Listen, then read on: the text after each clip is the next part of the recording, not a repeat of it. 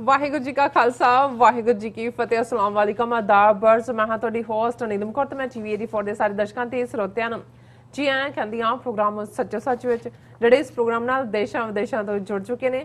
Khalsa affair centre ਦੇ ਸੰਚਾਲਕ doctor Amarjit Singh studio 'ਚ ਮੇਰੇ ਨਾਲ ਸ਼ਾਮਿਲ ਨੇ। ਉਹਨਾਂ ਨਾਲ ਗੱਲਬਾਤ ਕਰਕੇ ਅੱਜ ਦੇ ਅਹਿਮ ਇਸ਼ੂਜ਼ ਉੱਪਰ ਉਹਨਾਂ ਤੋਂ ਉਹਨਾਂ ਦਾ ਤਬਸਰਾ ਜਾਣਦੇ ਹਾਂ।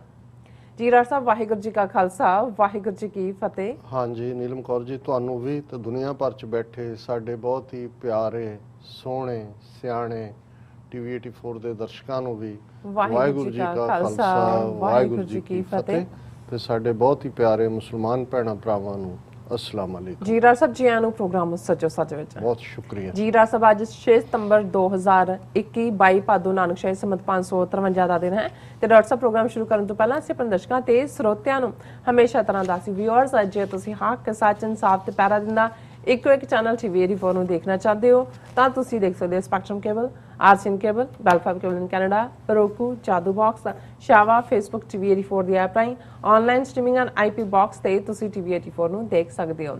ਵਿਊਅਰਸ, ਜੇ ਤੁਸੀਂ ਟੀਵੀ 84 ਨਾਲ ਜਾਂ ਪ੍ਰੋਗਰਾਮ ਸੱਚੋ ਸੱਚ ਨਾਲ ਫੇਸਬੁੱਕ ਰਾਹੀਂ ਜੁੜੇ ਹੋ ਤਾਂ ਇਸ ਨੂੰ ਵੱਧ ਤੋਂ ਵੱਧ ਲਾਈਕ ਕਰੋ ਤੇ ਸ਼ੇਅਰ ਕਰੋ ਅਤੇ ਨਾਲ ਹੀ YouTube ਤੇ ਸਬਸਕ੍ਰਾਈਬ ਵੀ ਕਰੋ। ਇਹ ਵੀ ਦੱਸ ਦੇ ਕਿ ਤੁਸੀਂ ਟੀਵੀ 84 ਦੀ ਐਪ ਨੂੰ ਐਂਡਰੋਇਡ ਐਂਡ ਐਪ ਸਟੋਰ ਤੇ ਡਾਊਨਲੋਡ ਕਰਕੇ ਜੋ ਟੀਵੀ 84 ਦੀ ਲਾਈਵ ਸਟ੍ਰੀਮ ਹੈ ਉਸ ਨੂੰ ਤੁਸੀਂ 24 ਆਵਰਸ ਦੇਖ ਸਕਦੇ ਹੋ। ਵਿਊਅਰਸ, ਹੁਣ ਅਸੀਂ ਆਪਣੇ ਪ੍ਰੋਗਰਾਮ ਦੀ ਸ਼ੁਰੂਆਤ ਕਰਨ ਜਾ ਰਹੇ ਹਾਂ ਔਰ ਇਸ ਵੀਕ ਦਾ ਪਹਿਲਾ ਪ੍ਰੋਗਰਾਮ ਕਰਨ ਜਾ ਰਹੇ ਹਾਂ ਔਰ ਆਸ ਕਰਦੇ ਹਾਂ ਕਿ ਜਿਹੜਾ ਤੁਹਾਡਾ ਵੀਕਐਂਡ ਹੈ ਉਹ ਬਹੁਤ ਹੀ ਵਧੀਆ ਗੁਜ਼ਰਿਆ ਹੋਏਗਾ। ਸੋ ਪ੍ਰੋਗਰਾਮ ਦੇ ਸ਼ੁਰੂ ਦੇ ਵਿੱਚ ਤੁਹਾਨੂੰ ਹਮੇਸ਼ਾ ਤਰ੍ਹਾਂ ਆਪਾਂ ਦੱਸ ਦਈਏ ਕਿ ਅੱਜ ਦੇ ਪ੍ਰੋਗਰਾਮ ਸੱਚੋ ਸੱਚ ਨੂੰ ਸਪਾਂਸਰ ਕੀਤਾ ਗਿਆ ਹੈ ਅਮਰੀਕਨ ਗੁਰਦੁਆਰਾ ਪ੍ਰਬੰਧਕ ਕਮੇਟੀ ਦੇ ਪ੍ਰਧਾਨ ਸਰਦਾਰ ਜਸਵੰਤ ਸਿੰਘ ਹੋਠੀ ਜੀ ਹੋਰਾਂ ਵੱਲੋਂ। ਸੋ ਸਰਦਾਰ ਜਸਵੰਤ ਸਿੰਘ ਪਿਛਲੇ ਲਗਭਗ 35 ਵਰਿਆਂ ਤੋਂ ਪੰਥਕ ਖੇਤਰ ਵਿੱਚ ਸੇਵਾਵਾਂ ਜਿਹੜੇ ਨੇ ਉਹ ਨਿਭਾ ਰਹੇ ਨੇ। ਸੋ ਉਹ ਟੀਵੀ 84 ਨਾਲ ਪਹਿਲੇ ਦਿਨ ਤੋਂ ਹੀ ਜੁੜੇ ਹੋਏ ਨੇ। ਸੋ ਉਹਨਾਂ ਦਾ ਸੁਨੇਹਾ ਹੈ ਕਿ ਸਿੱਖੀ ਕਦਰਾਂ ਕੀਮਤਾਂ ਅਨੁਸਾਰ ਅਸੀਂ ਇਮਾਨਦਾਰੀ ਨਾਲ ਪੰਥਕ ਪਿੜ ਵਿੱਚ ਵਿਚਰੀਏ। ਜੇ ਅਸੀਂ ਪੰਥ ਦਾ ਕੁਝ ਸਵਾਰ ਨਹੀਂ ਸਕਦੇ ਤਾਂ ਵਿਗਾੜਨ ਵਿੱਚ ਕੋਈ ਇਸ ਤਰ੍ਹਾਂ ਦੀ ਕੋਈ ਗੱਲਬਾਤ ਨਾ ਕਰੀਏ। ਸੋ ਉਹਨਾਂ ਨੇ ਸੰਗਤਾਂ ਨੂੰ ਟੀਵੀ 84 ਦੀ ਆਰਥਿਕ ਮਦਦ ਲਈ ਕਿਹਾ ਹੈ ਔਰ ਅੱਜ ਦਾ ਜਿਹੜਾ ਸੱਚੋ ਸੱਚ ਪ੍ਰੋਗਰਾਮ ਹੈ ਉਹਨਾਂ ਨੇ ਸਾਨੂੰ ਸਪਾਂਸਰ ਕੀਤਾ। ਅਸੀਂ ਉਹਨਾਂ ਦਾ ਤਹਿ ਦਿਲ ਤੋਂ ਧੰਨਵਾਦ ਕਰਦੇ ਹਾਂ ਔਰ ਤੁਹਾਨੂੰ ਵੀ ਅਸੀਂ ਅਪੀਲ ਤੇ ਬੇਨਤੀ ਕਰਦੇ ਹਾਂ ਕਿ ਤੁਸੀਂ ਵੀ ਵੱਧ ਤੋਂ ਵੱਧ ਪ੍ਰੋਗਰਾਮ ਸੱਚੋ ਸੱਚ ਨੂੰ ਸਪਾਂਸਰ ਕਰੋ। ਸਪਾਂਸਰਸ਼ਿਪ ਲਈ ਤੁਸੀਂ ਸਾਨੂੰ ਕਾਲ ਕਰ ਸਕਦੇ ਹੋ ਸਾਡੇ ਫੋਨ ਨੰਬਰ ਤੇ 5166619184। ਤੁਸੀਂ ਸਾਨੂੰ ਸੇਮ ਨੰਬਰ ਤੇ WhatsApp ਵੀ ਕਰ ਸਕਦੇ ਹੋ, ਤੁਸੀਂ ਸਾਨੂੰ ਈਮੇਲ ਵੀ ਕਰ ਸਕਦੇ ਹੋ info@tv84.tv ਤੇ। ਸੋ ਵਿਊਅਰਸ, ਹੁਣ ਅਸੀਂ ਆਪਣੇ ਪ੍ਰੋਗਰਾਮ ਦੀ ਸ਼ੁਰੂਆਤ ਕਰਾਂਗੇ। ਅੱਜ ਦੇ ਪ੍ਰੋਗਰਾਮ ਦੇ ਵਿੱਚ ਜਿਹੜੇ ਕਰੰਟ ਇਸ਼ੂ ਨੇ ਔਰ ਜਿਹੜੇ ਵੀਕਐਂਡ ਦੇ ਇਸ਼ੂ ਨੇ ਉਹਨਾਂ ਬਾਰੇ ਆਪਾਂ ਗੱਲਬਾਤ ਕਰਾਂਗੇ। ਪਰ ਉਸ ਤੋਂ ਪਹਿਲਾਂ ਅਸੀਂ ਅੱਜ ਪ੍ਰੋਗਰਾਮ ਦੇ ਸ਼ੁਰੂ ਵਿੱਚ ਗੱਲਬਾਤ ਕਰਾਂਗੇ ਦੋ ਮਹਾਨ ਜਿਹੜੇ ਸ਼ਹੀਦ ਨੇ, ਜਿਹੜੇ ਰੂਹਾਂ ਨੇ, ਉਹਨਾਂ ਬਾਰੇ ਆਪਾਂ ਗੱਲਬਾਤ ਕਰਾਂਗੇ। ਇੱਕ ਤੇ ਹੈਗੇ ਨੇ ਗਿਆਨੀ ਦਿੱਤ ਸਿੰਘ ਜੀ ਐਂਡ ਦੂਸਰੇ ਹੈਗੇ ਨੇ ਸ਼ਹੀਦ ਜਸਵੰਤ ਸਿੰਘ ਜੀ ਖਾਲੜਾ ਜੀ। ਸੋ ਜਿਹੜੇ ਕਿ ਅੱਜ ਦੇ ਦਿਨ 6 ਸਤੰਬਰ ਨੂੰ ਹੀ ਗੁਰਪੁਰੀ ਸਧਾਰੇ ਸਨ। ਸੋ ਭਾਈ ਦਿੱਤ ਸਿੰਘ ਜੀ 6 ਸਤੰਬਰ 1901 ਨੂੰ ਗੁਰਪੁਰੀ ਸਧਾਰੇ ਸਨ। ਸੋ ਜਦੋਂ ਕਿ ਇਨਸਾਨੀ ਹੱਕਾਂ ਦੇ ਅਲੰਬਰਦਾਰ ਸਰਦਾਰ ਜਸਵੰਤ ਸਿੰਘ ਖਾਲੜਾ ਜੀ ਨੂੰ 6 ਸਤੰਬਰ 1995 ਨੂੰ ਕੋ ਕੇ ਸ਼ਹੀਦ ਕੀਤਾ ਗਿਆ ਸੀ। ਸੋ ਅਸੀਂ ਇਹਨਾਂ ਦੋਨਾਂ ਮਹਾਨ ਸ਼ਹੀਦਾਂ ਦਾ ਜਿਹੜਾ ਸ਼ਖਸੀਅਤਾਂ ਦਾ ਜਿਹੜਾ ਯੋਗਦਾਨ ਹੈ ਅਤੇ ਜਿਹੜਾ ਉਹਨਾਂ ਦੀ ਕੁਰਬਾਨੀ ਹੈ ਉਹਨਾਂ ਅੱਗੇ ਆਪਣਾ ਸਜਦਾ ਕਰਦੇ, ਆਪਣਾ ਸਿਰ ਝੁਕਾਉਂਦੇ ਆ। ਸੋ ਅੱਜ ਦਾ ਜਿਹੜਾ ਸੱਚੋ ਸੱਚ ਪ੍ਰੋਗਰਾਮ ਹੈ ਉਹਨਾਂ ਦੀ ਯਾਦ ਨੂੰ ਹੀ ਸਮਰਪਿਤ ਕੀਤਾ ਜਾਏਗਾ। ਸੋ ਵਿਊਅਰਸ, ਹੁਣ ਅਸੀਂ ਆਪਣੇ ਜਿਹੜਾ ਮੇਨ ਇਸ਼ੂ ਹੈ ਉਸ ਵੱਲ ਮੁੜਦੇ ਹਾਂ ਕਿ ਜਿਸ ਦੀਆਂ ਜਿਹੜੀਆਂ ਸਾਰੀ ਦੁਨੀਆ ਦੀਆਂ ਜਿਹੜਾ ਫੋਕਸ ਹੈਗਾ ਉਹ ਅਫਗਾਨਿਸਤਾਨ ਤੇ ਹੈ। ਸੋ ਮੀਡੀਆ ਰਿਪੋਰਟਾਂ ਅਨੁਸਾਰ ਤਾਲਿਬਾਨ ਫੌਜ ਨੇ ਇੱਕੋ ਇੱਕ ਜਿਹੜਾ ਰਹਿੰਦਾ ਸੂਬਾ ਪੰਜਸ਼ੀਰ ਵੀ ਜਿਹੜਾ ਉਹ ਫਤਿਹ ਕਰ ਲਿਆ। ਸੋ ਉਹਨਾਂ ਵੱਲੋਂ ਬਕਾਇਦਾ ਸਰਕਾਰ ਦਾ ਭਾਵੇਂ ਕੋਈ ਵੀ ਐਲਾਨ ਨਹੀਂ ਕੀਤਾ ਗਿਆ ਪਰ ਹੁਣ ਜਿਹੜਾ ਸਮੁੱਚਾ ਅਫਗਾਨਿਸਤਾਨ ਹੈ ਉਹਨਾਂ ਦੇ ਕੰਟਰੋਲ ਵਿੱਚ ਹੈ। ਸੋ ਜਿਸ ਬਾਰੇ ਕਿਸੇ ਨੂੰ ਸ਼ੱਕ ਸ਼ੁਬਾ ਨਹੀਂ ਹੋਣਾ ਚਾਹੀਦਾ। ਸੋ ਯੂਕੇ ਦੇ ਫੌਜੀ ਮੁਖੀ ਜਨਰਲ ਨਿਕ ਨੇ BBC ਨੂੰ ਦਿੱਤੇ ਇੱਕ ਇੰਟਰਵਿਊ ਵਿੱਚ ਕਿਹਾ ਹੈ ਕਿ ਤਾਲਿਬਾਨ ਸੰਬੰਧੀ ਸਾਰੇ ਹੀ ਗਲਤ ਸਾਬਤ ਜਿਹੜੇ ਹੋਏ ਨੇ। ਉਹਨਾਂ ਦੀ ਤੇਜ਼ੀ ਨਾਲ ਹੋਈ ਕਾਮਯਾਬੀ ਸਭ ਨੂੰ ਹੈਰਾਨ ਕਰ ਦੇਣ ਵਾਲੀ ਹੈ। ਸੋ ਇਸ ਬਾਰੇ ਆਪਾਂ ਗੱਲਬਾਤ ਕਰਨ ਜਾ ਰਹੇ ਹਾਂ। ਸੋ ਅਸੀਂ ਚਾਹਾਂਗੇ ਕਿ ਤੁਸੀਂ ਸਟਾਰਟਿੰਗ ਤੋਂ ਲੈ ਕੇ ਐਂਡ ਤੱਕ ਸਾਨੂੰ ਇਸੇ ਤਰ੍ਹਾਂ ਬੜੇ ਰਹਿਣਾ। ਦੇਖਣ ਸੁਣਨ ਲਈ ਤੁਹਾਡਾ ਸਭ ਦਾ ਬਹੁਤ ਬਹੁਤ ਸ਼ੁਕਰੀਆ। ਜੀ ਡਾਕਟਰ ਸਾਹਿਬ, ਕੀ ਵਿਚਾਰਾਂ ਨੇ?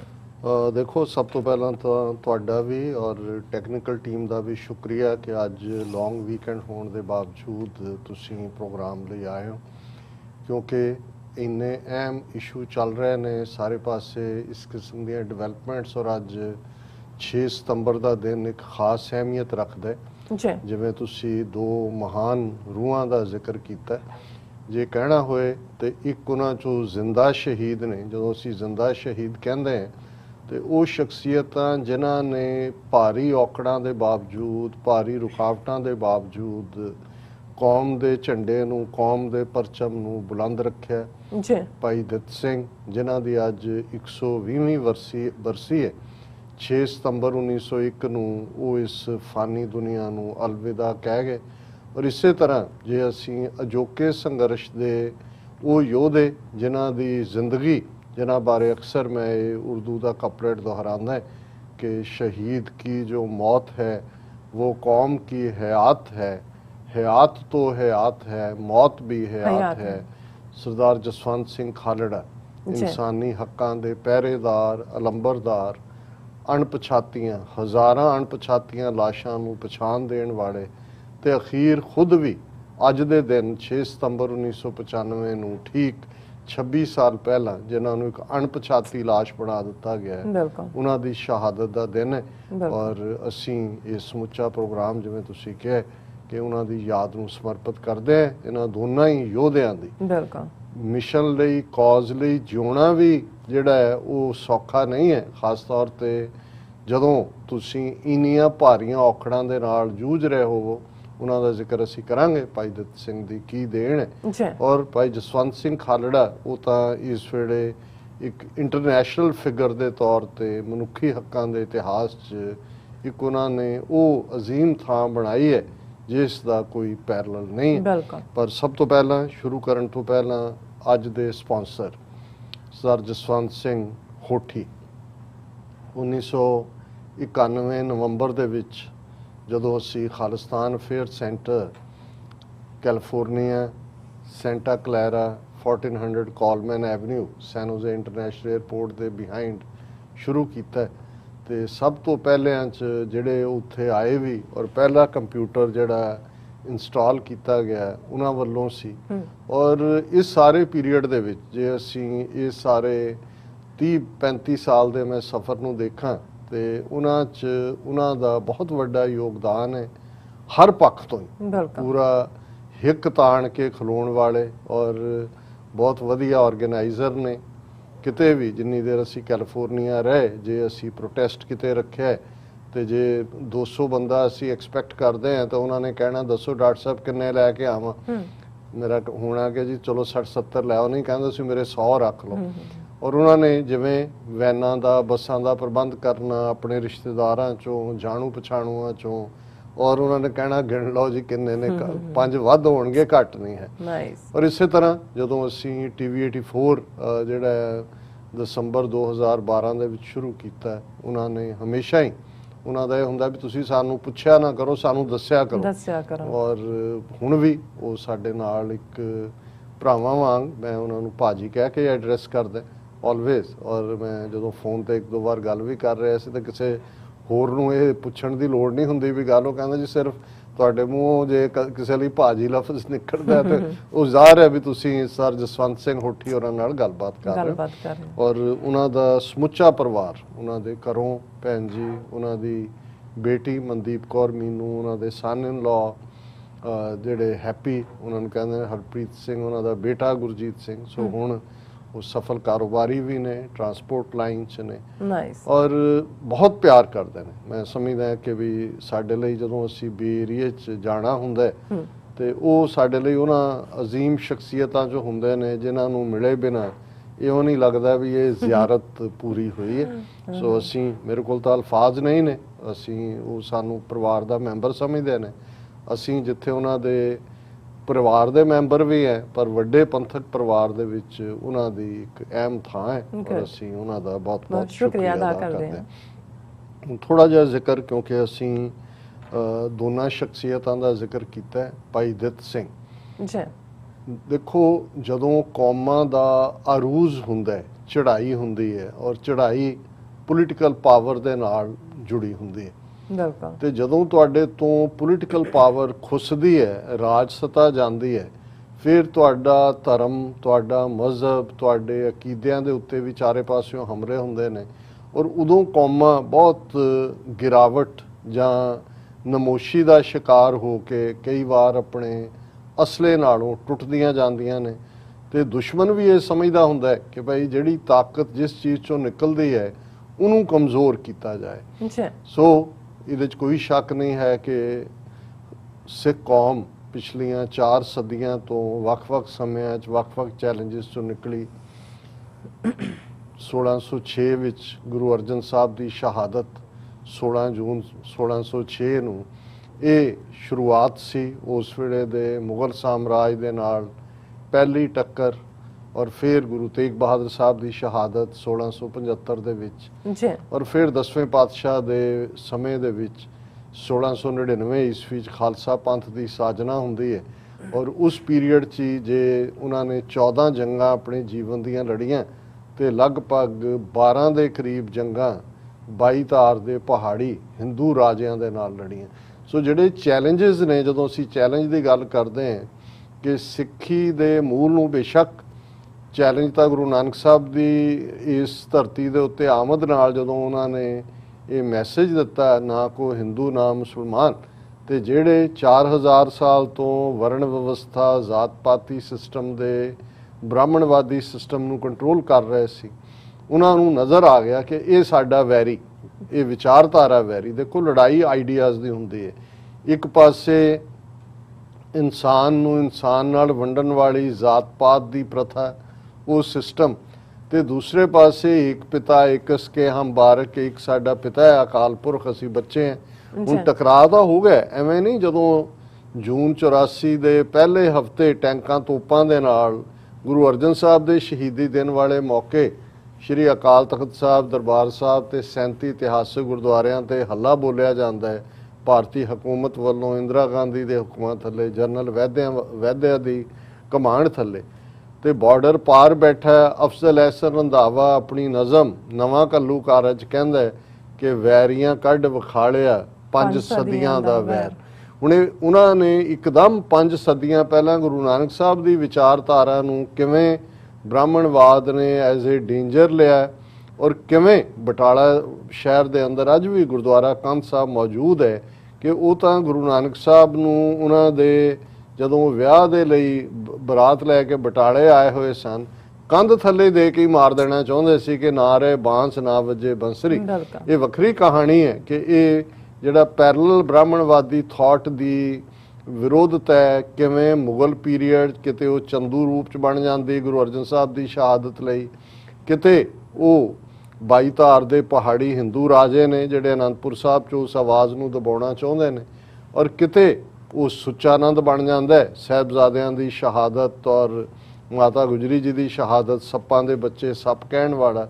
ਤੇ ਫਿਰ ਜੇ ਸਾਰੇ 1699 ਤੋਂ 1799 ਤੱਕ ਦੇਖੀਏ ਤੇ ਫਿਰ ਉਹ ਲੱਖੂ ਹੋਏ, ਜੱਸੂ ਹੋਏ, ਉਹ ਕਹਾਣੀਆਂ ਬਰਾਬਰ ਅਸੀਂ ਦੁਹਰਾਉਂਦੇ ਰਹਿੰਦੇ ਹਾਂ। ਪਰ ਇਹਦੇ 'ਚ ਕੋਈ ਸ਼ੱਕ ਨਹੀਂ ਹੈ ਕਿ ਉਸ ਇੱਕ ਸਦੀ ਦੇ ਅੰਦਰ ਬੇਸ਼ੱਕ ਕੌਮ ਘੱਲੂਘਾਰਿਆਂ 'ਚੋਂ ਗੁਜ਼ਰੀ, ਇੱਕ ਪਾਸੇ ਮੁਗਲ ਸਾਮਰਾਜ, ਇੱਕ ਪਾਸੇ ਦਰਾ ਖੈਬਰ ਪਾਰ ਦੇ ਹਮਲਾਵਰ ਘੱਲੂਘਾਰਿਆਂ ਦਾ ਦੌਰ, ਪਰ ਉਸ ਸਭ 'ਚੋਂ ਕੌਮ ਜਿਵੇਂ ਅੱਗ ਦੇ ਵਿੱਚ ਪਾਇਆ, ਕੁਠਾੜੀ ਦੇ ਵਿੱਚ ਪਾ ਕੇ ਸੋਨਾ ਚਮਕਦਾ ਧਮਕਦਾ, ਇਵੇਂ ਸਿੱਖ ਕੌਮ ਜਿਹੜੀ ਹੈ, ਮੰਨੂ ਸਾਡੀ ਦਾਤਰੀ ਅਸੀਂ ਮੰਨੂ ਦੇ ਸੋਏ, ਜਿਉਂ ਜਿਉਂ ਮੰਨੂ ਵੱਢਦਾ ਅਸੀਂ ਧੂਣ ਸਵਾਏ ਹੋਏ। 12 ਮਿਸਲਾਂ ਦੇ ਰੂਪ 'ਚ ਸਿੱਖਾਂ ਨੇ ਰਾਜ ਸਥਾਪਿਤ ਕੀਤਾ। 1764 ਦੇ ਵਿੱਚ ਲਾਹੌਰ ਫਤਿਹ ਕੀਤਾ। 1783 ਵਿੱਚ ਦਿੱਲੀ ਸਿੱਖ ਕੌਮ ਦੇ ਪੈਰਾਂ ਥੱਲੇ ਆਈ। 17 ਵਾਰ ਦਿੱਲੀ ਨੂੰ ਪੈਰਾਂ ਥੱਲੇ ਰੋਂਦੇ, ਔਰ ਫਿਰ ਉਹਨਾਂ 12 ਮਿਸਲਾਂ 'ਚੋਂ ਕੰਸੋਲੀਡੇਟਡ ਮਿਸਲ 'ਚ ਤੀਸਰੀ ਜਨਰੇਸ਼ਨ ਸਰ ਚੜ੍ਹਤ ਸਿੰਘ ਸ਼ੁਕਰ ਚੱਕੀਆ ਫਾਊਂਡ ਕਰਦੇ ਨੇ ਸ਼ੁਕਰ ਚੱਕੀਆ ਮਿਸਲ ਨੂੰ। ਉਹਨਾਂ ਦੇ ਬੇਟੇ ਮਹਾਂ ਸਿੰਘ ਬਹਾਦਰੀ ਦੇ ਜੌਹਰ ਦਿਖਾ ਕੇ ਅੱਗੇ ਲੈ ਕੇ ਜਾਂਦੇ ਨੇ, ਤੇ ਗੁਜਰਾਂਵਾਲਾ ਦੇ ਵਿੱਚ ਜਿੱਥੇ ਕਿ ਇਸ ਮਿਸਲ ਸ਼ੁਕਰ ਚੱਕੀਆ ਦਾ ਹੈੱਡਕੁਆਟਰ ਬਣਦਾ, ਫਿਰ ਮਹਾਂ ਸਿੰਘ ਦੇ ਬੇਟੇ ਰਣਜੀਤ ਸਿੰਘ ਜਿਹੜੇ ਕਿ ਲਗਭਗ 11-12 ਸਾਲ ਦੀ ਉਮਰ 'ਚ ਉਹਨਾਂ ਦੀ ਪਿਤਾ ਦੀ ਇੱਕ ਜੰਗ ਦੇ ਵਿੱਚ ਸ਼ਹਾਦਤ ਤੋਂ ਬਾਅਦ ਉਸ ਮਿਸਲ ਦੇ ਸਰਦਾਰ ਬਣਦੇ ਨੇ। ਕਿਵੇਂ ਲਗਭਗ 18 ਸਾਲ ਦੀ ਉਮਰ 'ਚ ਉਹ ਲਾਹੌਰ ਦੇ ਉੱਤੇ 1799 'ਚ ਭੰਗੀ ਸਰਦਾਰਾਂ ਤੋਂ ਲਾਹੌਰ ਲੈ ਕੇ ਕਾਬਜ਼ ਹੁੰਦੇ ਨੇ, ਔਰ ਫਿਰ ਅਗਲੇ 40 ਸਾਲ ਜਿਹੜਾ 1799 ਤੋਂ 1839 ਤੱਕ ਉਸ ਕਿਸਮ ਦਾ ਰਾਜ ਜਿਹਦੇ ਬਾਰੇ ਜਿਹੜੇ ਸ਼ਾਹ ਮੁਹੰਮਦ ਪੰਜਾਬ ਦਾ ਉਹ ਫੇਮਸ लोक कवि जिन्हें कहा कि शाह मुहम्मदा जान 50 बरसां और उस तो पहला कहा महाबली रणजीत सिंह होया पैदा नाल जोर दे मुल्क हिलाए गए ते शाह मुहम्मदा जान 50 बरसां अच्छा रज के राज कमाए गए।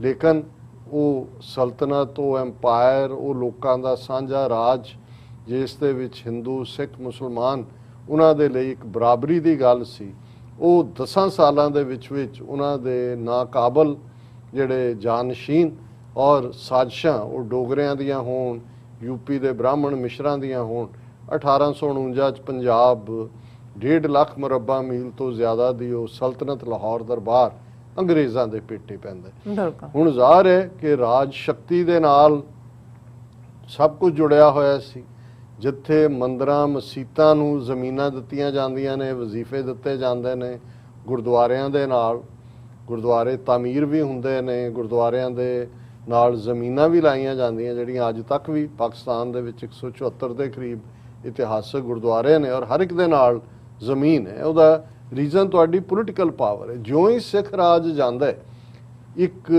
जिहड़ी जिस नूं एक आरूस तो तुसीं जवाल का सफ़र कहते हो, गिरावट का सफ़र कहते हो, ईसाई मत भी प्रमोट करते हैं ब्रिटिशर। किवें महाराजा रणजीत सिंह दे एक मासूम छोटे बच्चे नूं दलीप सिंह नूं ईसाई बना के इंग्लैंड लै जाते हैं। किवें उन्हां दे ईसाई मिशनरी वो बटाला होए जनाड़ा होए अपने मिशन खोलते हैं। दरबार साहब दे बाहर आके जिथे अज असीं घंटा घर जी दी शेप देखो उस तो पहला उत्थे वो उन्हां दे पादरी आके बह जांदे ने। जिवें अज भी पंजाब दे विच वो इन्हां पादरियां दा काम होए जां हिंदू तवियां दा होए, क्योंकि साडे कोल पोलिटिकल पावर नहीं है, उस किस्म का दौर दौरा चल रहा है। फिर गुजरात दे विच एक शरारती पैदा हुंदा है स्वामी दयानंद, जिहड़ा सत्यार्थ प्रकाश भी लिखदा है ते पंजाब दे विच आके शहरी हिंदू जिहड़े ने लਹਿੰਦੇ पंजाब दे खासकर वो आर्य समाजी हो जाते हैं। और आर्य समाज दयानंद वो है जिहड़ा सिख धर्म इस्लाम ईसाईयत सब दे खिलाफ जहर उगलदा है। उन्हां दा दौर दौरा शरदा राम फलौरी दे नां थल्ले जिन्हें जिस दी आरती अज भी हिंदू ओम जय जगदीश हरे पढ़ते हैं, वो पूरी तरह सिखां दे खिलाफ सनातनी मजहब, क्योंकि दरबार साहब ते और दूसरिया थावां ते काबज जिहड़े उदासी महंत हिंदू धर्म वाल झुकते हैं ज़्यादा, और उत्थे दरबार साहब दी हदूद के अंदर लिया के बुत रख दिते जाते हैं। कोई कथा हो रही है देवतियां दियां, कोई अदरवाइज हो रहा है, किस किस्म के करप्ट महंत जे महंत नरैणू और दूसरे उन्हां दियां गाथा असीं देखते। हुण जे देखना होए कि सारे पासियों ईसाईयत भी सनातनी भी आर्य समाजी भी, और उस सारे दौर दे विच ऐं लगदा है क्योंकि जदों तक पहली सेंसस शायद 1881 हुंदी है और 10 साल के बाद हालात ये ने इस कदर गिरावट है कि उन्होंने जिहड़े एक्सपर्ट ने कहते हैं कि जिस तेज़ी नाल सिख धर्म का नाश हो रहा है अगली सेंसस तक पहुँचते हैं सिख खाते की लोड़ नहीं रहेगी। और ये वो पीरीयड है 1850 का, बेशक असी कूका लहर की गल करते हैं पर क्योंकि वो धार्मिक पक्ष के नाल सियासी ज़्यादा सी, अंग्रेज़ों को मौका मिलिया, उन्होंने अपनी इंटैलीजेंस एजेंसियां विच वाड़ के जिवें कूके जिहड़े ने उन्होंने जिहड़ा वो एक होर पासे तोड़ दिते, बाद उन्होंने तोपां दे नाल उड़ाया गया, बाबा राम सिंह नूं जलावतन करके रंगून भेज दिता गया जिवें बहादुर शाह जफर नूं भेजिया 1857 और यही पार्ट असी 1860 च देखते हैं। हुण उस दौर च जदों कि तुहाडे कोल ताकत नहीं है कि तुसी हथियारबंद बगावत का रस्ता चुनो, मजहबी तौर के उत्ते तुहाडी पूरी तरह डिकलाइन है, उदों ये दो फकीर निकलते ने भाई दित सिंह और प्रोफैसर गुरमुख सिंह जिहड़े ओरीएंटल कॉलेज लाहौर दे विच प्रोफैसर सन, प्रोफैसर गुरमुख सिंह। और किवें इन्हां दोनों फकीरां ने सिंह सभा लहर की शुरुआत किवें सिख कौम के अंदर उन्हां दा स्वैमान प्राइड सिक्खी दा, बेशक उन्होंने सियासत वालों पिठ कर लई, उन्होंने देख लिया है कि भाई अंग्रेज़ों के नाल हुण असी पोलिटिकली और टू द बूट जिहड़े ने प्रो हकूमत, और यही कारण सी कि हकूमत नूं उन्हां दीयां एक्टिविटीज़ चों कोई अपने लिए खतरा नहीं सी लगदा, उन्होंने ऑपरेट भी करन दिता। और इस पीरीयड दे विच किवें ਮੁਰਦੇ ਹਾਣ ਵਾਲੀ ਦੇ ਵਿੱਚ ਗਈ ਹੋਈ ਕੌਮ ਨੂੰ ਉਹਨਾਂ ਨੇ ਵਾਪਸ ਖੜਾ ਕੀਤਾ। ਭਾਈ ਦਿੱਤ ਸਿੰਘ ਜਿਨ੍ਹਾਂ ਦੀ ਉਮਰ ਲਗਭਗ 51 ਸਾਲ ਹੈ, 21 ਅਪ੍ਰੈਲ 1850 ਨੂੰ। ਔਰ ਅੱਜ ਜਦੋਂ ਅਸੀਂ ਗੱਲ ਕਰਦੇ ਹਾਂ, ਅੱਜ ਐਮਪਾਵਰਮੈਂਟ, ਦਲਿਤ ਐਮਪਾਵਰਮੈਂਟ ਦੀ ਗੱਲ ਹੁੰਦੀ ਹੈ, ਦੂਸਰਾ ਹੁੰਦਾ ਹੈ ਜ਼ਾਤ ਪਾਤ ਨਾਲ ਲੜਨ ਦੀ ਗੱਲ ਹੁੰਦੀ ਹੈ। ਭਾਈ ਦਿੱਤ ਸਿੰਘ ਉਸ ਹੰਬਲ ਬੈਕਗਰਾਊਂਡ ਚੋਂ ਜਿਨ੍ਹਾਂ ਦੇ ਲਈ ਲਫ਼ਜ਼ ਦਲਿਤ ਇਸਤੇਮਾਲ ਕੀਤਾ ਜਾਂਦਾ ਹੈ। ਸੋ ਉਹਨਾਂ ਦੇ ਲਈ ਦੋਹਰੇ ਤੇਰੇ ਚੈਲੰਜ ਸਨ। ਇੱਕ ਪਾਸੇ ਤਾਂ ਦੁਸ਼ਮਣ ਦੇ ਨਾਲ ਹੈ ਹੀ ਸੀ, ਉਹ ਦਿਆਨੰਦ ਹੋਏ ਸਵਾਮੀ, ਉਹ ਸ਼ਰਧਾ ਰਾਮ ਫਲੋਰੀ, ਸਨਾਤਨੀ ਹੋਣ, ਬੇਦੀ ਸੋਢੀ ਬਾਬੇ ਜਿਹੜੇ ਉੱਚੀਆਂ, ਕਿ ਉਹਨਾਂ ਨੂੰ ਹੀਣੇ ਜਾਤ ਦਾ ਹੋਣ ਕਰਕੇ ਜਿਹੜੀਆਂ ਸਿੱਖਾਂ ਦੇ ਵਿੱਚ ਵੀ ਬੈਠੇ ਹੋਏ ਇਸ ਕਿਸਮ ਦੇ ਜ਼ਾਤ ਅਪਮਾਨੀ ਲੋਕ ਸੀ, ਉਹ ਕਿਵੇਂ ਉਹਨਾਂ ਦਾ ਨਿਰਾਦਰ ਕਰਦੇ ਸੀ, ਉਹ ਲਫ਼ਜ਼ ਮੈਂ ਬਿਆਨ ਨਹੀਂ ਕਰ ਸਕਦਾ ਜੋ ਉਹਨਾਂ ਦੇ ਲਈ ਇਸਤੇਮਾਲ ਹੁੰਦੇ ਸੀ। ਔਰ ਉਹ ਚਾਰ ਚਫੇਰੇ ਦੇਖ ਕੇ ਜਿਵੇਂ ਗੁਰੂ ਦੇ ਉੱਤੇ ਸਿਦਕ ਭਰੋਸਾ ਰੱਖ ਕੇ ਉਹਨਾਂ ਨੇ ਤਕਰੀਰ ਔਰ ਤਹਿਰੀਰ ਕਲਮ ਵੀ ਚੁੱਕੀ। ਉਹਨਾਂ ਨੇ ਬਹੁਤ ਜ਼ਬਰਦਸਤ ਬੁਲਾਰੇ ਸਨ, ਉਹਨਾਂ ਨੂੰ ਸੁਣਨ ਦੇ ਲਈ ਲੋਕ ਦੂਰੋਂ ਦੂਰੋਂ ਆ ਕੇ ਸੁਣਦੇ ਸੀ।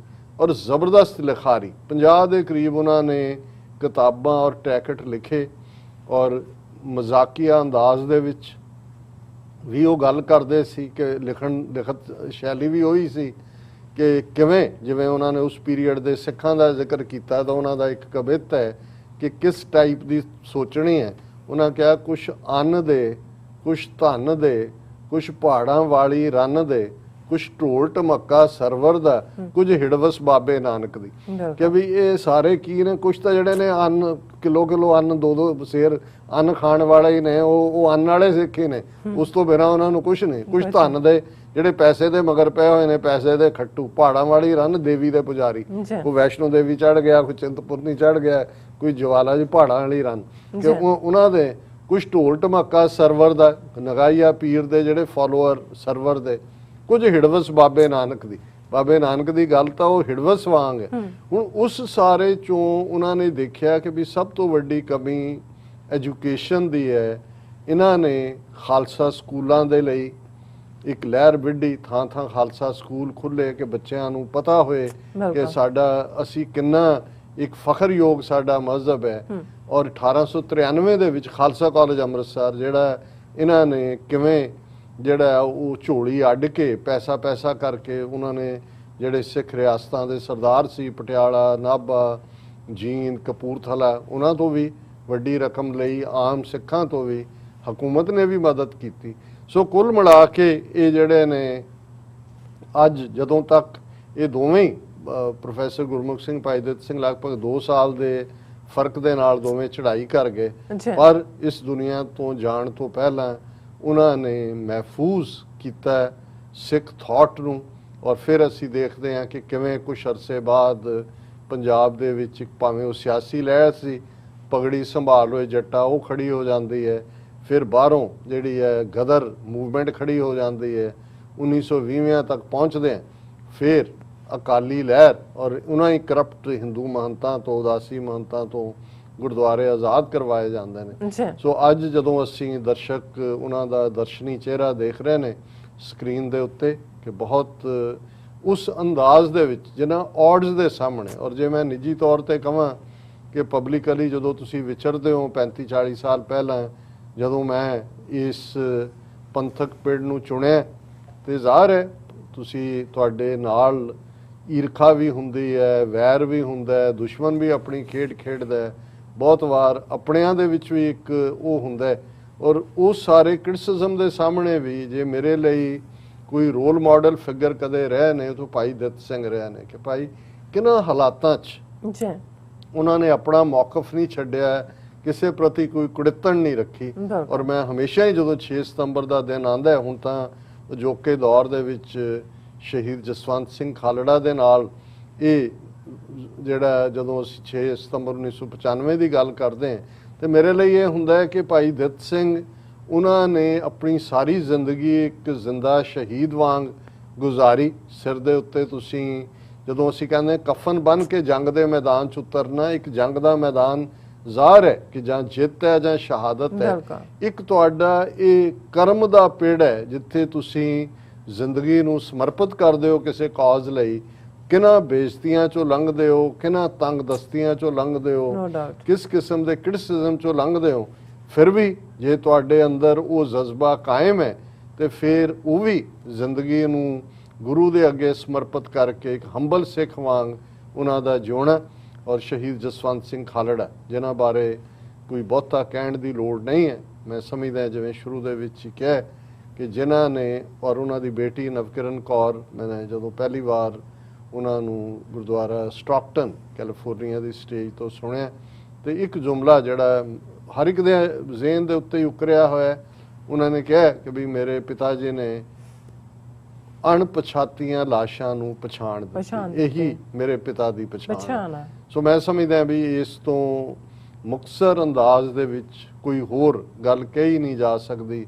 ਸ਼ਹੀਦ ਜਸਵੰਤ ਸਿੰਘ ਖਾਲੜਾ ਕਿਵੇਂ ਉਹਨਾਂ ਨੇ 3 ਸ਼ਮਸ਼ਾਨ ਘਾਟਾਂ ਦਾ, ਉਹ ਦੁਰਗਿਆਣਾ ਮੰਦਰ ਵਾਲਾ ਔਰ ਪੱਟੀ ਤਰਨ ਤਾਰਨ, ਔਰ ਕਿਵੇਂ ਉਹਨਾਂ ਨੇ 1992 ਤੋਂ 1994-95 ਤੱਕ 50,000 ਤੋਂ ਜ਼ਿਆਦਾ ਸਿੱਖ ਨੌਜਵਾਨਾਂ ਨੂੰ, ਮਾਤਾਵਾਂ ਨੂੰ, ਜਿਹੜੇ ਯੋਧੇ ਖਾਲਿਸਤਾਨ ਦੇ ਸਨ, ਉਹਨਾਂ ਨੂੰ ਘਰਾਂ ਤੋਂ ਚੁੱਕ ਕੇ ਮਾਰਿਆ ਕੋ ਕੇ, ਔਰ ਇਹ ਕਹਿ ਕੇ ਕਿ ਵੀ ਅਨਆਇਡੈਂਟੀਫਾਈਡ ਹੈ, ਉਹਨਾਂ ਦੀਆਂ ਮਾਸ ਕ੍ਰੀਮੇਸ਼ਨਸ ਕੀਤੀਆਂ। ਉਹਨਾਂ ਨੇ ਇਸ ਦੇ ਉੱਤੇ ਕਿਵੇਂ ਬਹੁਤ ਗਹਿਰਾਈ ਨਾਲ ਕੰਮ ਕੀਤਾ। ਨਤੀਜੇ ਦੇ ਤੌਰ ਤੇ ਜਦੋਂ ਸੱਚ ਉਹਨਾਂ ਨੇ ਸਾਹਮਣੇ ਲਿਆਂਦਾ, ਉਹ ਕੈਨੇਡਾ ਆਏ। ਔਰ ਮੇਰੇ ਲਈ ਤਾਂ ਹਮੇਸ਼ਾ ਹੀ ਗੁਰਦੁਆਰਾ ਡਿਕਸੀ ਦੀ ਉਹ ਸਟੇਜ ਜਿਹੜੀ ਉਸ ਵੇਲੇ Ankhila Punjab radio programme, TV programme ਦੇ ਫਾਊਂਡਰ ਸਰ ਸੁਖਵਿੰਦਰ ਸਿੰਘ ਹੰਸਰਾ, ਜਿਹੜੇ ਅੱਜ ਕੱਲ੍ਹ ਹਸਪੀਟਲਾਈਜ਼ਡ ਨੇ, ਉਹਨਾਂ ਨੇ ਜਿਹੜਾ ਉਹਨਾਂ ਦਾ ਬੋਨ ਮੈਰੋ ਟ੍ਰਾਂਸਪਲਾਂਟ ਹੋਇਆ। ਔਰ ਮੈਂ ਹਮੇਸ਼ਾ ਹੀ ਇਹ ਸਮਝਦਾ ਹਾਂ ਕਿ ਉਹਨਾਂ ਨੇ ਹੀ ਸਰ ਜਸਵੰਤ ਸਿੰਘ ਖਾਲੜਾ ਨੂੰ ਵੀ ਇਨਵਾਈਟ ਕੀਤਾ ਹੋਇਆ ਸੀ।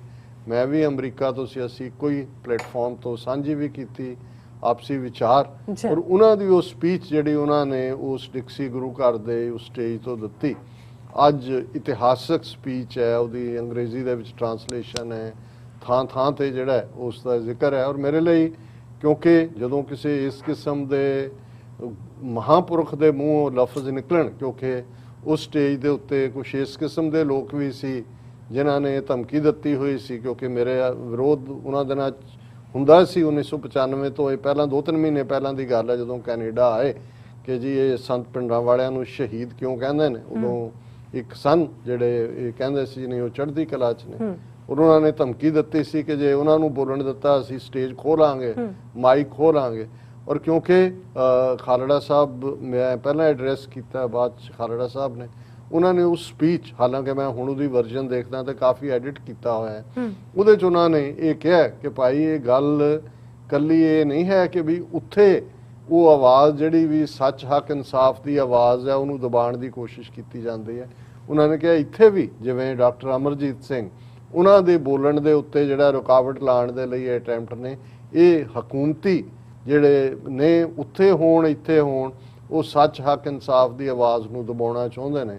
ਸੋ ਮੇਰੇ ਲਈ, ਕਿਉਂਕਿ ਅਸੀਂ ਤਾਂ ਇੱਥੇ ਬੈਠ ਕੇ ਜਿੱਥੇ ਸਾਨੂੰ ਆਜ਼ਾਦੀ ਨਾਲ ਗੱਲ ਕਰਨ ਦੀ ਦਾ ਹਕੂਕ ਹੈ, ਪਰ ਉੱਥੇ ਜਿਵੇਂ ਸਰ ਜਸਵੰਤ ਸਿੰਘ ਖਾਲੜਾ ਨੇ ਕੰਮ ਕੀਤਾ, ਉਹ ਕੈਨੇਡਾ, ਉਹਨਾਂ ਦਾ ਇੱਕ ਭਰਾ ਤਾਂ ਇੰਗਲੈਂਡ ਦੇ ਵਿੱਚ ਸਨ, ਉਹਨਾਂ ਦੇ ਕੋਲ ਓਪਰਚੁਨਿਟੀ ਸੀ, ਉਹ ਇੰਗਲੈਂਡ 'ਚ ਵੀ ਸੈਟਲ ਹੋ ਸਕਦੇ ਸੀ।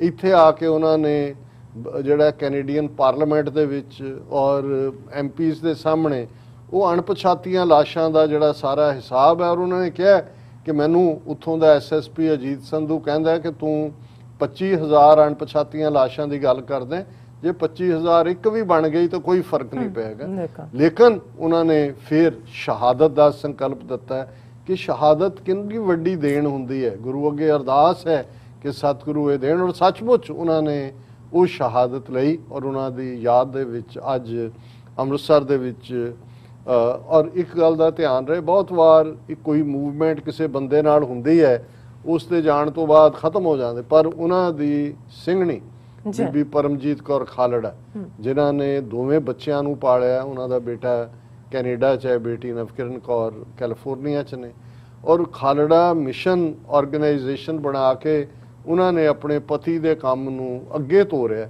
ਔਰ ਉਹ ਲਗਾਤਾਰਤਾ ਨਾਲ ਹਰ ਸਾਲ 6 ਸਤੰਬਰ ਨੂੰ ਅੰਮ੍ਰਿਤਸਰ ਦੇ ਵਿੱਚ ਵੱਡਾ ਸਮਾਗਮ ਹੁੰਦਾ ਹੈ, ਦਰਸ਼ਕ ਪਿਕਚਰ ਵੀ ਦੇਖ ਸਕਦੇ ਨੇ। ਉਹਨਾਂ ਦਾ 26ਵਾਂ ਜਿਹੜਾ ਸ਼ਹੀਦੀ ਦਿਹਾੜਾ ਹੈ ਉਹ ਅੰਮ੍ਰਿਤਸਰ ਦੇ ਵਿੱਚ ਮਨਾਇਆ ਗਿਆ ਔਰ ਉਹਦੇ 'ਚ ਉਹਨਾਂ ਨੇ ਜਿਹੜਾ ਇਹ ਸ਼ਹੀਦੀ ਦੇ ਉੱਤੇ ਤਾਂ ਗੱਲਬਾਤ ਹੁੰਦੀ ਹੈ, ਪਰ ਇਸ ਦੇ ਵਿੱਚ ਜਿਹੜਾ ਉਹਨਾਂ ਨੇ ਖਾਸ ਤੌਰ 'ਤੇ 7 ਮਤੇ ਰੈਜ਼ੋਲੂਸ਼ਨਸ ਵੀ ਪਾਸ ਕੀਤੇ, ਜਿਹਦੇ 'ਚ ਉਹਨਾਂ ਨੇ ਜਿੱਥੇ ਜਿਹੜੇ ਹਜ਼ਾਰਾਂ ਸਿੱਖ ਨੌਜਵਾਨ, ਬੀਬੀਆਂ, ਬੱਚੇ, ਬਜ਼ੁਰਗ ਉਸ ਦੌਰ ਦੇ ਵਿੱਚ ਸ਼ਹੀਦ ਕੀਤੇ ਗਏ, ਉਹਨਾਂ ਨੂੰ ਸ਼ਰਧਾਂਜਲੀ ਦਿੱਤੀ ਔਰ ਉਹਨਾਂ ਨੇ ਮੰਗ ਕੀਤੀ ਕਿ ਉਹਨਾਂ ਸਾਰਿਆਂ ਦੀਆਂ ਪਿਕਚਰਸ ਔਰ ਧਰਮ ਯੁੱਧ ਮੋਰਚੇ ਦੌਰਾਨ ਸ਼ਹੀਦ ਹੋਏ ਸਾਰੇ ਸਿੰਘਾਂ ਸਿੰਘਣੀਆਂ ਦੀਆਂ ਤਸਵੀਰਾਂ ਸੈਂਟਰਲ ਸਿੱਖ ਮਿਊਜ਼ੀਅਮ ਦੇ ਵਿੱਚ ਲਾਈਆਂ ਜਾਣ।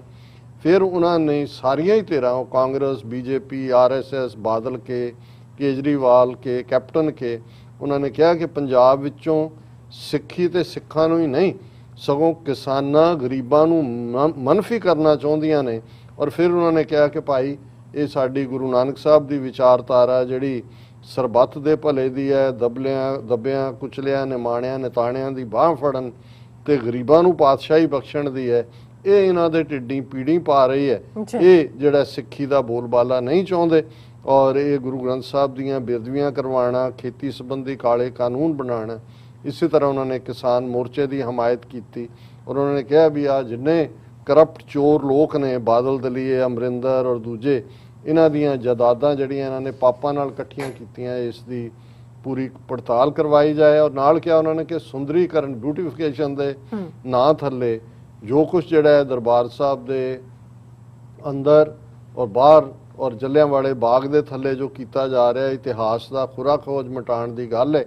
ਔਰ ਅਖੀਰ 'ਚ ਉਹਨਾਂ ਨੇ ਜਿੱਥੇ ਉਹਨਾਂ ਨੇ ਵਿਦਿਅਕ ਸਿਸਟਮ ਦੀ ਗੱਲ ਕੀਤੀ ਕਿ ਐਜੂਕੇਸ਼ਨ ਸਿਸਟਮ ਜਿਹੜਾ ਹੈ ਇਹ ਬਿਲਕੁਲ ਸਾਨੂੰ ਮਾਨਸਿਕ ਰੋਗੀ ਬਣਾ ਰਿਹਾ ਹੈ, ਜ਼ਿਹਨੀ ਤੌਰ ਤੇ ਬਿਮਾਰ ਬਣਾ ਰਿਹਾ ਹੈ।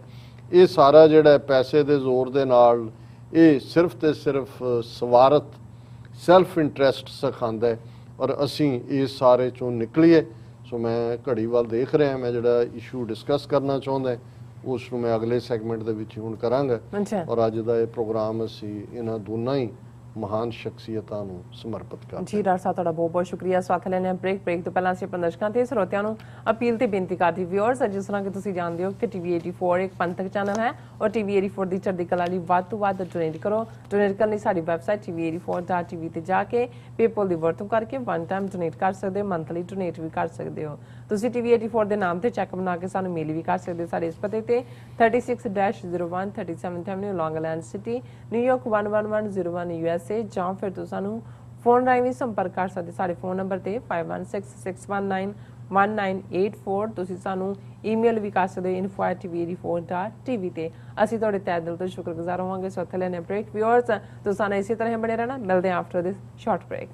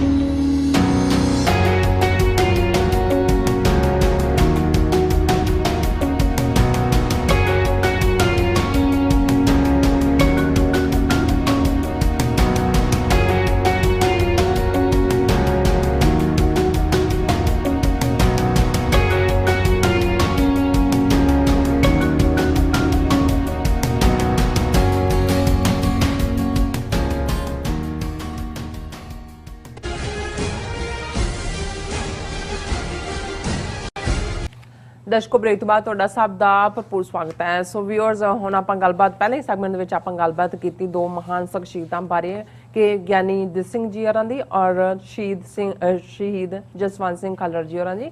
ਸੋ ਇਸ ਦੇ ਵਿੱਚ ਹੀ ਆਪਾਂ ਪਹਿਲੇ ਸੈਗਮੈਂਟ ਦੇ ਵਿੱਚ ਹੀ ਆਪਾਂ ਗੱਲਬਾਤ ਕਰਨੀ ਸੀ ਅਫਗਾਨਿਸਤਾਨ ਦੇ ਮੁੱਦੇ ਤੇ, ਪਰ ਦੂਸਰੇ ਸੈਗਮੈਂਟ ਦੇ ਵਿੱਚ ਆਪਾਂ ਉਸ ਨੂੰ ਲੈ ਗਏ ਹਾਂ। ਸੋ ਉਸ ਬਾਰੇ ਆਪਾਂ ਗੱਲਬਾਤ ਕਰਾਂਗੇ।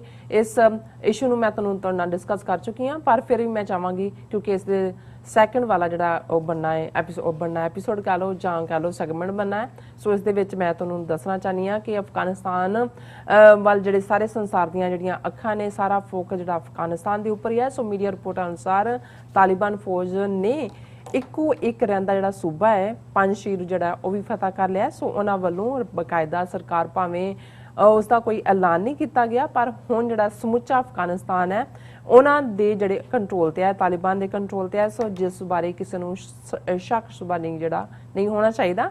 ਸੋ ਯੂਕੇ ਦੇ ਫੌਜੀ ਮੁਖੀ ਜਨਰਲ ਨਿਕ ਨੇ BBC ਨੂੰ ਇੱਕ ਜਿਹੜੇ ਦਿੱਤੇ ਇੰਟਰਵਿਊ ਵਿੱਚ ਕਿਹਾ ਹੈ ਕਿ ਤਾਲਿਬਾਨ ਸੰਬੰਧੀ ਜਿਹੜੇ ਸਾਡੇ ਗਲਤ ਜਿਹੜੇ ਸਾਡੇ ਵਿਚਾਰ ਸੀ ਉਹ ਸਾਡੇ ਜਿਹੜੇ ਨੇ ਗਲਤ ਸਾਬਿਤ ਹੋਏ ਨੇ। ਸੋ ਉਹਨਾਂ ਦੀ ਜਿਹੜੀ ਤੇਜ਼ੀ ਨਾਲ ਹੋਈ ਕਾਮਯਾਬੀ ਜਿਹੜੀ ਹੈਗੀ ਆ ਉਹ ਸਭ ਨੂੰ ਹੈਰਾਨ ਕਰ ਦੇਣ ਵਾਲੀ ਹੈ। ਸੋ ਇਸ ਬਾਰੇ ਆਪਾਂ ਗੱਲਬਾਤ ਕਰਨ ਜਾ ਰਹੇ ਹਾਂ।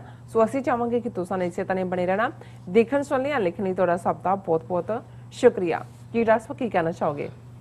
ਦੇਖੋ, ਵੀਕਐਂਡ ਦੇ ਉੱਤੇ voice of south Asia TV ਦੇ ਨਾਲ ਜਿਹੜਾ ਗੁਫ਼ਤਗੂ ਦਾ ਮੌਕਾ ਮਿਲਿਆ, ਜਿਹੜਾ ਕਿ ਇੰਟਰਵਿਊ ਕਾਫੀ ਪਸੰਦ ਕੀਤਾ ਗਿਆ ਔਰ ਜਿਹੜੇ ਦਰਸ਼ਕ ਦਿਲਚਸਪੀ ਰੱਖਦੇ ਨੇ ਉਹ YouTube ਜਾਂ Facebook ਤੇ ਜਾ ਕੇ ਦੇਖ ਸਕਦੇ ਨੇ। ਔਰ ਉਹਨਾਂ ਨੇ ਇਸਲਾਮਾਬਾਦ ਤੋਂ ਇੱਕ ਪ੍ਰੋਮੀਨੈਂਟ ਜਰਨਲਿਸਟ ਵੀ ਲਾਈਨ ਤੇ ਲਏ ਹੋਏ ਸੀਗੇ। ਔਰ ਉਹਦੇ 'ਚ ਵੀ ਜਦੋਂ ਅੱਜ ਜੋ ਸਿਚੁਏਸ਼ਨ ਅਫਗਾਨਿਸਤਾਨ ਦੀ ਬੜੀ ਤੇਜ਼ੀ ਨਾਲ ਅਨਫੋਲਡ ਹੋਈ, 15 ਅਗਸਤ ਨੂੰ ਕਾਬਲ ਦੇ ਵਿੱਚ ਵਿਦਆਊਟ ਫਾਇਰਿੰਗ ਏ ਸ਼ਾਟ ਤਾਲਿਬਾਨ ਕਾਬਜ਼ ਹੁੰਦੇ ਨੇ। ਔਰ ਅੱਜ ਜਦੋਂ ਅਸੀਂ 6 ਸਤੰਬਰ ਨੂੰ ਗੱਲ ਕਰ ਰਹੇ ਹਾਂ, ਹੁਣ ਆਲਮੋਸਟ ਸਾਰੇ ਹੀ ਮੀਡੀਆ ਆਊਟਲੈਟਸ ਨੇ ਮੰਨ ਲਿਆ ਕਿ ਅਖੀਰਲਾ ਸੂਬਾ 34ਵਾਂ ਸੂਬਾ ਪੰਜਸ਼ੀਰ ਜਾਂ ਪੰਜਸ਼ੇਰ, ਜਿਹਦੇ ਲਈ ਦੋਵੇਂ ਹੀ ਜਿਹੜੇ ਲਫ਼ਜ਼ ਇਸਤੇਮਾਲ ਕੀਤੇ ਜਾਂਦੇ ਨੇ, ਜਿਨ੍ਹਾਂ ਦੇ ਬਾਰੇ ਇੰਡੀਅਨ ਮੀਡੀਆ ਨੇ ਔਰ ਕੁਝ ਵੈਸਟਰਨ ਨੇ ਵੀ ਬੜਾ ਗੁੱਡਾ ਬੰਨਿਆ ਹੋਇਆ ਸੀ ਕਿ ਜੀ ਦੇਖੋ ਈਵਨ ਸੋਵੀਅਤ ਯੂਨੀਅਨ ਦੇ ਪੀਰੀਅਡ 'ਚ ਵੀ ਜਿਹੜਾ ਅਹਿਮਦ ਮਸੂਦ ਉਹ ਉੱਥੇ ਡਟਿਆ ਹੋਇਆ ਸੀ ਔਰ ਉਹਨੂੰ ਈਵਨ ਜਿਹੜੇ ਨੇ ਉਹ ਫਤਹ ਨਹੀਂ ਸੀ ਕਰ ਸਕੇ। ਤਾਲਿਬਾਨ ਹਕੂਮਤ ਵੀ 1996 ਤੋਂ 2001 ਤੱਕ ਉਹਨੂੰ ਫਤਹ ਨਹੀਂ ਸੀ ਕਰ ਸਕੀ। ਔਰ ਹੁਣ ਉਸੇ ਹੀ ਮਸੂਦ ਦਾ ਮੁੰਡਾ ਉੱਥੇ ਹੈ ਔਰ ਉਹਨਾਂ ਦਾ ਵਾਈਸ ਪ੍ਰੈਜ਼ੀਡੈਂਟ ਸਲੇ ਜਿਹੜਾ ਉਹ ਇੰਡੀਅਨ ਸਟੂਜ ਹੈ ਉਹ ਵੀ ਉੱਥੇ ਬੈਠਾ ਹੋਇਆ। ਔਰ ਇੰਨੇ ਹਜ਼ਾਰ ਗੁਰਿਲੇ ਔਰ ਇੰਨੇ ਦਰੇ, ਇੰਨੇ ਜਿਓਗ੍ਰਾਫੀਆ ਇਨ ਹਾਲਾਂ ਤਾਲਿਬਾਨ ਨੇ 15 ਅਗਸਤ ਤੋਂ ਬਾਅਦ ਇੱਕਦਮ 2-3 ਦਿਨ ਬਾਅਦ ਹੀ ਉਹਨਾਂ ਦੇ ਨਾਲ ਗੱਲਬਾਤ ਖੋਲ੍ਹੀ। ਉਹਨਾਂ ਨੇ ਕਿਹਾ ਵੀ ਅਸੀਂ ਗੱਲਬਾਤ ਰਾਹੀਂ ਹੱਲ ਕਰਨਾ ਚਾਹੁੰਦੇ, ਲੇਕਿਨ ਉਹ ਅੜੇ ਹੋਏ ਸੀ। ਉਹਨਾਂ ਨੂੰ ਸੀ ਵੀ ਪਤਾ ਨਹੀਂ ਕਿੰਨੀ ਹਮਾਇਤ ਜਾਂ ਕਿੰਨਾ ਕੁ ਕੀ ਹੈ। ਔਰ ਇਵੈਂਚੁਅਲੀ ਜਿਹੜੀ ਹੈ ਉਹ ਟਕਰਾਅ ਹੋਇਆ। ਔਰ ਹੁਣ ਇਹ ਗੱਲ ਜਿਹੜੀਆਂ ਪਿਕਚਰਸ ਵੀਡੀਓਜ਼ ਵੀ ਸਾਰੇ ਪਾਸੇ ਨੇ ਕਿ ਜਿਹੜਾ ਉਹਨਾਂ ਦਾ ਬੇਸ਼ੱਕ ਛੋਟਾ ਜਿਹਾ ਡਿਸਟ੍ਰਿਕਟ ਸੀ, ਸੂਬਾ ਵੀ ਛੋਟਾ ਹੀ ਹੈ ਪੰਜਸ਼ੀਰ, ਪਰ ਜਿਓਗ੍ਰਾਫਿਕਲੀ ਟਫ ਜਿਹੜੀ ਟੋਪੋਗ੍ਰਾਫੀ ਹੈ ਉਹ ਜਿਹੜੇ ਹੋਲਡ ਕਰਨ ਵਾਲੇ ਨੇ ਉਹਨਾਂ ਦੇ ਹੱਕ 'ਚ ਜਾਂਦੀ ਸੀ ਜ਼ਿਆਦਾ। ਲੇਕਿਨ ਉਹਨਾਂ ਨੇ ਚਾਰ ਚੁਫੇਰਿਓਂ ਘੇਰਾਬੰਦੀ ਕਰਕੇ ਔਰ ਫਾਈਟਿੰਗ ਵੀ ਹੋਈ। ਕਿੰਨੇ ਮਰੇ ਕਿੰਨੇ ਨਹੀਂ ਉਹ ਤਾਂ ਕਾਊਂਟਰ ਕਲੇਮ ਨੇ, ਲੇਕਿਨ ਇਹਦੇ ਬਾਰੇ ਹੁਣ ਕੋਈ ਦੋ ਰਾਵਾਂ ਨਹੀਂ ਨੇ ਕਿ ਪੰਜਸ਼ੀਰ ਦੇ ਉੱਤੇ ਉਹਨਾਂ ਦਾ ਤਾਲਿਬਾਨ ਦਾ ਕਬਜ਼ਾ ਹੈ। ਔਰ ਇਹ ਵੀ ਆਇਆ ਕਿ ਅਖੀਰਲੇ ਸਟੇਜ ਤੇ ਇੰਨਾ ਬਲੱਡ ਸ਼ੈਡ ਨਹੀਂ ਹੋਇਆ। ਕੁਝ ਜਿਹੜੇ ਮਜ਼ਹਬੀ ਕਲੈਰਿਕਸ ਨੇ ਉਹਨਾਂ ਵੱਲੋਂ ਕੋਈ ਪੀਸ ਆਫਰ ਵੀ ਦਿੱਤੀ ਗਈ ਹੈ। ਉਹ ਕੀ ਚੱਲ ਰਿਹਾ ਉੱਥੇ, ਲੇਕਿਨ ਇਹਦੇ ਬਾਰੇ ਕੋਈ ਸ਼ੱਕ ਨਹੀਂ ਹੈ ਕਿ ਪੰਜਸ਼ੀਰ ਦੇ ਉੱਤੇ ਕਬਜ਼ੇ ਤੋਂ ਬਾਅਦ ਹੁਣ ਸਮੁੱਚਾ ਜਿਹੜਾ ਅਫਗਾਨਿਸਤਾਨ ਹੈ ਉਹ ਤਾਲਿਬਾਨ ਦੇ ਕੰਟਰੋਲ 'ਚ ਹੈ। ਹੁਣ ਫਾਰਮ ਆਫ ਗਵਰਨਮੈਂਟ ਨੂੰ ਲੈ ਕੇ ਜਿਹੜਾ ਉਹ ਉਹਨਾਂ ਦੀ ਜਿਹੜੀ ਹੈ ਮੁਸ਼ਾਫਰਾਤ ਜਾਂ ਉਹਨਾਂ ਦੀ ਕੰਸਲਟੇਸ਼ਨ ਚੱਲ ਰਹੀ ਹੈ, ਜਿਹੜੀ ਉਹਨਾਂ ਦੀ ਇੱਕ ਬੜੀ ਨਰੋਈ ਜਿਹੜੀ ਹੈ ਉਹ ਰਵਾਇਤ ਹੈ। ਬਹੁਤ ਵਾਰੀ ਅਸੀਂ ਬਤੌਰੇ ਸਿੱਖ ਆਪਣੀਆਂ ਰਵਾਇਤਾਂ ਤੋਂ ਦੂਰ ਚਲੇ ਗਏ। ਇਹੀ ਕਾਰਨ ਹੈ ਜਦੋਂ ਅੱਜ ਕਿਹਾ ਜਾਂਦਾ ਹੈ ਕਿ ਜੀ ਸਿੱਖਾਂ 'ਚ ਕੋਈ ਲੀਡਰ ਨਹੀਂ ਹੈ, ਜਿਹੜਾ ਉੱਠਦਾ ਹੈ ਉਹੀ ਲੀਡਰ ਬਣਿਆ ਹੁੰਦਾ ਹੈ, ਹਰ ਕੋਈ ਆਪੋ ਆਪਣਾ ਕਰਦਾ। ਦੇਖੋ ਇਹ ਜ਼ਿੰਦਾ ਕੌਮਾਂ ਦੇ ਵਿੱਚ ਇਹ ਹਮੇਸ਼ਾ ਹੋਏਗਾ। ਭੇਡਾਂ ਤਾਂ ਨਹੀਂ ਹੁੰਦੀਆਂ ਨਾ, ਜਦੋਂ ਅਸੀਂ ਭੇਡ ਚਾਲ ਕਹਿੰਦੇ ਹਾਂ, ਭੇਡ ਤਾਂ ਇੱਕ ਅੱਗੇ ਜਾਂਦੀ ਹੈ, ਉਹ ਬਾਕੀ ਉਹਦੇ ਮਗਰ ਲੱਗੀਆਂ ਹੁੰਦੀਆਂ ਨੇ। ਔਰ ਜੇ ਤੁਸੀਂ ਕਦੇ ਪਹਾੜਾਂ 'ਚ ਤੁਹਾਨੂੰ ਰਹਿਣ ਦਾ ਮੌਕਾ ਮਿਲੇ ਜਾਂ ਦੇਖਿਆ, ਤੁਸੀਂ ਜਿਹੜਾ ਸਭ ਤੋਂ ਜ਼ਿਆਦਾ ਜਿਹੜਾ ਆਜੜੀ ਹੁੰਦਾ ਹੈ ਜਾਂ ਚਰਵਾਹਾ ਜਿਹਨੂੰ ਕਿਹਾ ਜਾਂਦਾ, ਸ਼ੈਫਰਡ ਕਹਿੰਦੇ ਨੇ, ਉਹ ਇਸ ਗੱਲੋਂ ਹੁੰਦਾ ਜਦੋਂ ਉਹ ਭੇਡਾਂ ਚਾਰ ਰਿਹਾ ਹੁੰਦਾ ਹੈ, ਉਹ ਜੇ ਕੋਈ ਖੱਡ ਪਹਾੜਾਂ ਦੇ ਵਿੱਚ ਜਿਹੜੀ ਹੈ, ਖੱਡ ਦਾ ਇੱਕ ਕੰਢਾ ਜਿਹੜਾ ਉਹ ਇੱਧਰ ਹੁੰਦਾ ਹੈ, ਤੇ ਉਹਦਾ ਇਹ ਹੁੰਦਾ ਵੀ ਭੇਡਾਂ ਨੇ ਅਦਰਵਾਈਜ਼ ਤਾਂ ਕੁਝ ਕਰਨਾ ਨਹੀਂ ਹੁੰਦਾ, ਵੀ ਉਹਨਾਂ ਨੇ ਮੂੰਹ ਹੀ ਮਾਰਨਾ ਇੱਧਰ ਉੱਧਰ, ਹੋਰ ਤਾਂ ਕੋਈ ਕਿਸੇ ਦਾ। ਸਿਰਫ ਉਹਨੂੰ ਇਹ ਫੀਅਰ ਹੁੰਦਾ ਹੈ ਵੀ ਇਹ ਕਿਤੇ ਜੇ ਇੱਕ ਉੱਧਰ ਨੂੰ ਨਿਕਲ ਗਈ ਖੱਡ ਵੱਲ, ਤੇ ਜਦੋਂ ਕਿਨਾਰੇ ਤੋਂ ਉਹਨੇ ਅੱਗੇ ਪੈਰ ਧਰਨਾ ਤਾਂ ਥੱਲੇ ਖੱਡ 'ਚ ਡਿੱਗ ਰਹੀ ਹੁੰਦੀ ਹੈ, ਉਹ ਔਰ ਜ਼ਾਹਰ ਹੈ ਮੌਤ ਹੁੰਦੀ ਹੈ। ਔਰ ਜਿਹੜੀਆਂ ਜੇ ਬਾਕੀ ਮਗਰ ਜਿਹੜੀਆਂ ਨੇ ਉਵੇਂ ਹੀ ਡਿੱਗ ਰਹੀਆਂ, ਉਹਨਾਂ ਨੂੰ ਇਹ ਨਹੀਂ ਨਜ਼ਰ ਆ ਰਿਹਾ ਹੁੰਦਾ ਕਿ ਵੀ ਇਹ, ਸੋ ਉਹਦੇ ਤੋਂ ਹੀ ਜਦੋਂ ਅਸੀਂ ਭੇਡ ਚਾਲ ਕਹਿੰਦੇ ਆ ਲਫ਼ਜ਼, ਭੇਡ ਚਾਲ ਵੀ ਮਤਲਬ ਹੁੰਦਾ ਵੀ ਇੱਕ ਭੇਡ ਦੇ ਮਗਰ ਬਾਕੀਆਂ ਨੇ ਲੱਗਣਾ। ਤੇ ਜਦੋਂ ਅਸੀਂ ਇਹ ਕਹਿੰਦੇ ਆ ਕਿ ਭਾਈ ਜਾਨਦਾਰ ਕੌਮਾਂ ਦੇ ਵਿੱਚ ਮਤਭੇਦ ਹੁੰਦੇ ਨੇ, ਡਿਫਰੈਂਸਿਸ ਹੁੰਦੇ ਨੇ, ਔਰ ਇਹੀ ਜਾਨਦਾਰ ਹੋਣ ਦੀ ਨਿਸ਼ਾਨੀ ਵੀ ਹੁੰਦੀ ਹੈ। ਨਹੀਂ ਤਾਂ ਜਿਹੜੀ ਇੱਕ ਭੇਡ ਦੇ ਮਗਰ ਸਾਰੇ ਲੱਗ ਗਏ ਫਿਰ ਤਾਂ ਪੂਰੀ ਏਕਤਾ ਹੋ ਗਈ। ਸੋ ਇਸ ਗੱਲ ਤੋਂ ਕਦੇ ਘਬਰਾਣਾ ਨਹੀਂ। ਹਾਂ, over A period of time ਤੁਸੀਂ ਸਿਸਟਮ ਕਿਵੇਂ ਇਵੋਲਵ ਕਰਦੇ ਹੋ ਕਿ ਜਿਹੜੇ ਤੁਹਾਡੇ ਡਾਈਸੈਂਟਿੰਗ ਵਿਊਜ਼ ਵੀ ਨੇ, ਡਿਫਰੈਂਟ ਵਿਊਜ਼ ਨੇ, ਉਹਨਾਂ ਨੂੰ ਤੁਸੀਂ ਕਿਵੇਂ ਜਿਹੜਾ ਉਹਨਾਂ ਦੇ ਉੱਤੇ ਕੰਸੈਂਸਸ ਬਿਲਡ ਕਰਦੇ ਹੋ। ਸੋ ਜੇ ਮੈਂ ਸਿੱਖ ਕੌਮ ਦੇ ਹਵਾਲੇ ਨਾਲ ਕਹਾਂ ਤੇ ਜ਼ਾਹਰ ਹੈ ਕਿ ਜੇ ਤਾਂ ਇੱਕ ਤੁਹਾਡਾ ਲੀਡਰ ਬਹੁਤ ਕੈਰਿਜ਼ਮੈਟਿਕ ਹੋਏ, ਉਸ ਦੀ ਬੜਾ ਹੋਏ, ਉਦੋਂ ਆਟੋਮੈਟਿਕਲੀ ਬਹਾਦਰ ਕੌਮਾਂ ਨੂੰ ਜਿਹੜਾ ਕੈਰਿਜ਼ਮੈਟਿਕ ਲੀਡਰ ਹੈ ਉਹਦੇ ਪਿੱਛੇ ਲੱਗਦੇ ਨੇ। ਔਰ ਜੇ ਅਸੀਂ ਦੁਨੀਆ ਦੇ ਵਿੱਚ ਜਿਨ੍ਹਾਂ ਨੇ ਵੱਡੇ ਸਾਮਰਾਜ ਕਾਇਮ ਕੀਤੇ, ਉਹ ਭਾਵੇਂ ਅਸੀਂ ਉਹਨਾਂ ਦੇ ਕੋਈ ਜ਼ਾਲਮਾਨਾ ਤੌਰ ਤਰੀਕਿਆਂ ਨਾਲ ਨਾ ਵੀ ਸਹਿਮਤੀ ਰੱਖਦੇ ਹੋਈਏ, ਪਰ ਚੰਗੇਜ਼ ਖਾਨ ਜਿਹਨੂੰ ਇਹ ਘਿੰਗੇਜ਼ ਖਾਨ ਕਹਿੰਦੇ ਨੇ, ਮੰਗੋਲੀਆ ਦੇ ਛੋਟੇ ਜਿਹੇ, ਅੱਜ ਵੀ ਦੇਖੋ ਮੰਗੋਲੀਆ ਕੀ ਹੈ, ਕੁਝ ਵੀ ਨਹੀਂ ਹੈ, ਕਿੱਥੋਂ ਨਿਕਲ ਕੇ ਉਹਨੇ ਕਿਵੇਂ ਦੁਨੀਆ ਨੂੰ ਉਹਨੇ ਜਿਹੜੀ ਹੈ ਉਹ ਵਾਲ ਆਫ ਚਾਈਨਾ ਕ੍ਰਾਸ ਕੀਤੀ, ਉਹ ਬਗਦਾਦ ਤੱਕ, ਔਰ ਯੂਰਪ ਜਿਹੜਾ ਅੱਜ ਵੀ ਜਦੋਂ ਘਿੰਗੇਜ਼ ਖਾਨ ਆਉਂਦਾ ਉਹ ਕੰਬਦੇ ਨੇ, ਲੇਕਿਨ ਕੈਰਿਜ਼ਮੈਟਿਕ ਲੀਡਰ ਦੇ ਤੌਰ ਤੇ ਉਸ ਦੀ ਥਾਂ ਹੈ। ਇਸੇ ਤਰ੍ਹਾਂ ਜੇ ਅਸੀਂ ਆਪਣੇ ਖਿੱਤੇ ਦੇ ਵਿੱਚ ਨਾਦਰ ਸ਼ਾਹ ਦੇਖੀਏ, ਅਹਿਮਦ ਸ਼ਾਹ ਅਬਦਾਲੀ, ਭਾਵੇਂ ਇੱਕ ਟਕਰਾਅ ਦਾ ਇੱਕ ਪੂਰੀ ਸਦੀ ਵੀ ਹੈ, ਲੇਕਿਨ ਇਹ ਉਹ ਕੈਰਿਜ਼ਮੈਟਿਕ ਲੀਡਰ ਹੁੰਦੇ ਨੇ ਜਿਨ੍ਹਾਂ ਦੇ ਪਿੱਛੇ ਫਿਰ ਜਿਹੜੇ ਬਹਾਦਰ ਵੀ ਹੁੰਦੇ ਨੇ, ਡੇਰਿੰਗ ਵੀ ਹੁੰਦੇ ਨੇ। ਔਰ ਜੇ ਅਸੀਂ ਈਵਨ ਮਹਾਰਾਜਾ ਰਣਜੀਤ ਸਿੰਘ ਦੇ ਹਵਾਲੇ ਨਾਲ ਦੇਖੀਏ, ਹਾਲਾਂਕਿ ਵੱਖਰੀ ਡਿਬੇਟ ਹੈ ਕਿ ਭਾਈ ਕਿਵੇਂ ਜਿਹੜੇ ਕੈਰਿਜ਼ਮੈਟਿਕ ਲੀਡਰ ਜੇ ਉਹਨਾਂ ਦਾ ਜਾਨਸ਼ੀਨ ਹੈ ਅੱਗੇ ਤੁਰ ਪੈਂਦਾ, ਪਰ ਉਹ ਵੀ ਆ ਕੇ ਅਲਟੀਮੇਟਲੀ ਜੇ ਵੱਡੇ ਵੱਡੇ ਸਾਮਰਾਜ, ਰੋਮਨ ਐਮਪਾਇਰ ਜਿਹੜਾ ਲਗਭਗ 2000 ਸਾਲ ਰਿਹਾ, ਸੀਜ਼ਰ ਉਹਨਾਂ ਦੇ ਬਾਦਸ਼ਾਹ ਨੂੰ ਕਹਿੰਦੇ ਸੀ, ਸਿਸਟਮ ਤਾਂ ਉਹਨਾਂ ਨੇ ਇਵੋਲਵ ਕੀਤਾ, ਲੇਕਿਨ ਸ਼ੁਰੂਆਤ ਇੱਕ ਕੈਰਿਜ਼ਮੈਟਿਕ ਲੀਡਰ ਤੋਂ ਹੁੰਦੀ ਹੈ। ਫਿਰ ਜੇ ਸਿਸਟਮ ਬਣ ਜਾਏ ਤੇ ਉਹ ਕਾਇਮ ਰਹਿੰਦਾ ਹੈ। ਇਸੇ ਤਰ੍ਹਾਂ ਜਿਹਨੂੰ ਜਿਹੜਾ ਹੈ ਉਹ ਆਟੋਮੈਨ ਐਮਪਾਇਰ ਕਿਹਾ ਜਾਂਦਾ ਹੈ, ਉਸਮਾਨੀਆ ਸਲਤਨਤ ਉਸਮਾਨੀਆ ਕਿੰਨੇ ਸੌ ਸਾਲ ਕਿੱਥੇ ਕਿੱਥੇ ਤੱਕ ਰਹੇ। ਤੇ ਜੇ ਅਸੀਂ ਮੁਗਲਿਆ ਖਾਨਦਾਨ, ਬਾਬਰ ਨਿਕਲਿਆ ਉੱਥੋਂ ਉਜ਼ਬੇਕਿਸਤਾਨ ਚੋਂ ਨਿਕਲ ਕੇ ਆ ਕੇ ਦਿੱਲੀ 200-250 ਸਾਲ ਮੁਗਲਾਂ ਦੀ ਸਲਤਨਤ ਰਹੀ।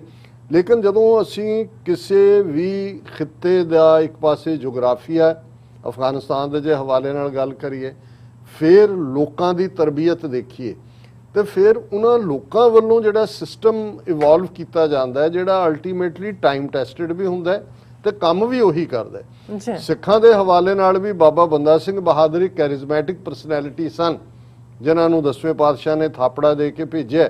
ਪਰ ਜਦੋਂ ਬੰਦਾ ਸਿੰਘ ਬਹਾਦਰ ਸੀਨ ਤੋਂ ਪਾਸੇ ਹੋਏ, ਸ਼ਹੀਦ ਹੋਏ, ਅਗਲੇ ਤੁਸੀਂ ਦੇਖਦੇ ਹੋ 1500 ਉਹਨਾਂ ਦੀ 1716 'ਚ ਸ਼ਹਾਦਤ ਹੁੰਦੀ ਹੈ, ਅਗਲੇ ਲਗਭਗ 15 ਸਾਲ ਕੋਈ ਐਕਟੀਵਿਟੀ ਨਹੀਂ ਹੈ।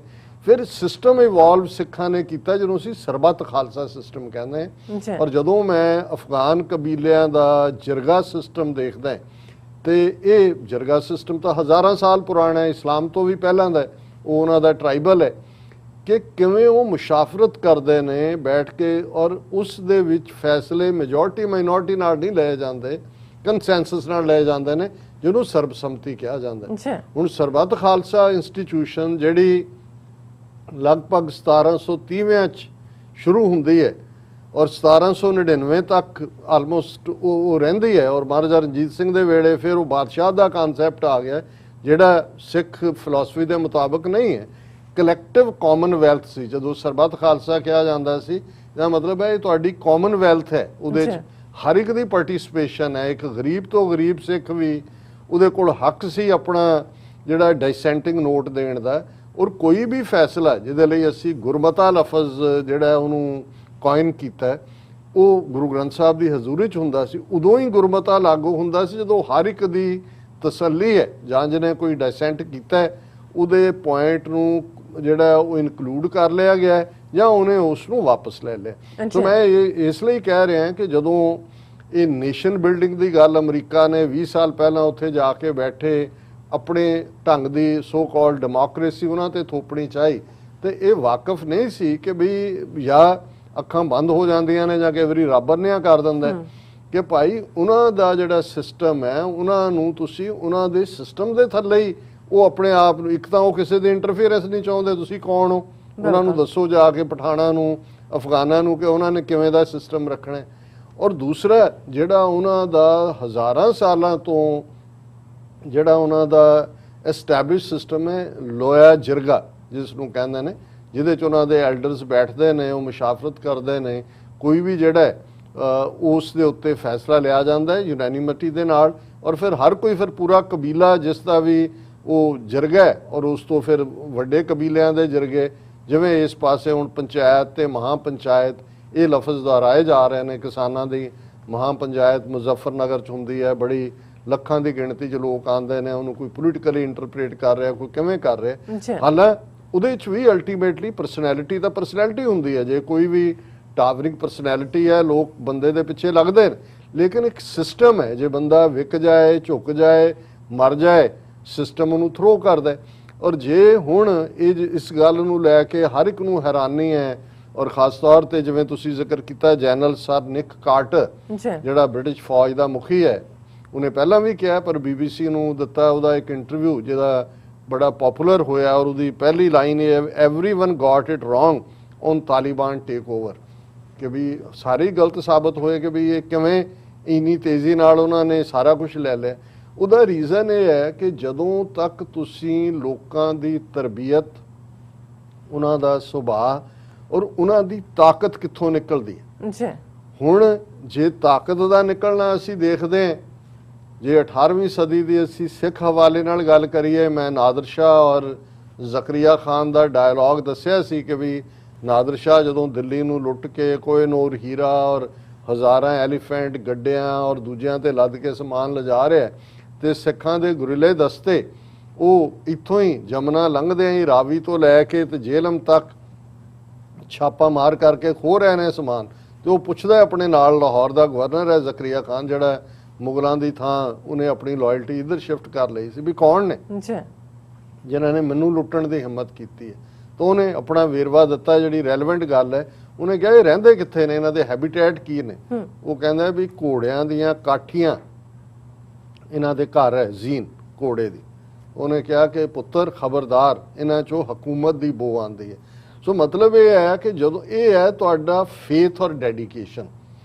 ਉਹ ਦੌਰ ਸੀ ਜਦੋਂ ਸਿੱਖ ਆਪਣੇ ਫੇਥ ਲਈ, ਸਿੱਖੀ ਦੇ ਨਾਲ ਜੁੜੇ ਹੋਏ ਆਪਣੀ ਜ਼ਿੰਦਗੀ ਜਿਹੜੀ ਹੈ ਉਹ ਕੁਰਬਾਨ ਕਰਨ ਨੂੰ ਤਿਆਰ ਸੀ ਔਰ ਕਿਸੇ ਦੀ ਹਮ ਪਾਤਸ਼ਾਹੀ ਸਤਗੁਰ ਦੇਈ ਹੰਨੇ ਹੰਨੇ ਲਾਏ, ਉਹਨੂੰ ਹੰਨਾ ਕਹਿੰਦੇ ਨੇ ਉਹਦੀ ਘੋੜੇ ਦੀ ਕਾਠੀ ਨੂੰ, ਕਿ ਵੀ ਅਸੀਂ ਤਾਂ ਜਿਹੜੀ ਸੋਵਰਨਿਟੀ ਹੈ, ਪਾਤਸ਼ਾਹਤ ਹੈ, ਉਸੇ ਘੋੜੇ ਦੇ ਹੰਨੇ ਨਾਲ ਬੰਨੀ ਹੋਈ ਹੈ, ਕਾਠੀ ਨਾਲ ਬੰਨੀ ਹੋਈ ਹੈ।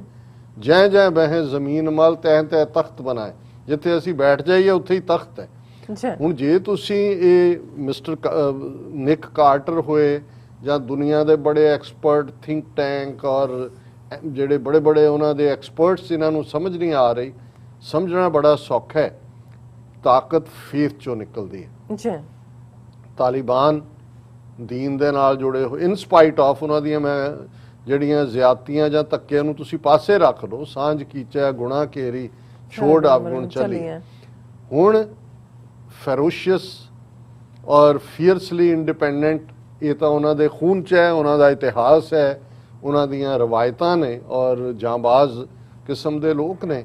ਤੇ ਉਹਨਾਂ ਦੇ ਨਾਲ ਜਦੋਂ ਫੇਥ ਜੁੜਦਾ ਹੈ ਕਿ ਭਾਈ ਅਸੀਂ ਆਪਣੇ ਦੀਨ ਦੇ ਲਈ ਔਰ ਆਪਣੇ ਵਤਨ ਦੀ ਮਿੱਟੀ ਦੇ ਲਈ ਕਿ ਭਾਈ ਅਸੀਂ ਕਿਸੇ ਨੂੰ ਪੈਰ ਨਹੀਂ ਰੱਖਣ ਦੇਣਾ ਔਰ ਇਸ ਨੂੰ ਅਸੀਂ ਲਿਬਰੇਟ ਕਰਵਾਉਣਾ, ਔਰ ਉਸ ਸਾਰੇ ਚੋਂ ਇੱਕ ਸਿਸਟਮ, ਅਦਰਵਾਈਜ਼ ਜਿੰਨੇ ਡਰੋਨ ਅਟੈਕ ਇੱਧਰ ਉੱਧਰ, ਫਲਾਣਾ ਮਾਰਿਆ ਗਿਆ, ਮੁੱਲਾ ਉਮਰ ਦੀ ਕਿਵੇਂ ਡੈਥ ਹੋਈ, ਇਹ ਜਿਹੜੇ ਹੁਣ ਜਿਨ੍ਹਾਂ ਨੂੰ ਮੁੱਲਾ ਬਰਾਦਰ ਕਰਕੇ ਕਿਹਾ ਜਾਂਦਾ ਹੈ, ਇਹਨਾਂ ਦੇ ਉੱਤੇ ਕੀ ਕਹਿਰ ਨਹੀਂ ਟੁੱਟਿਆ।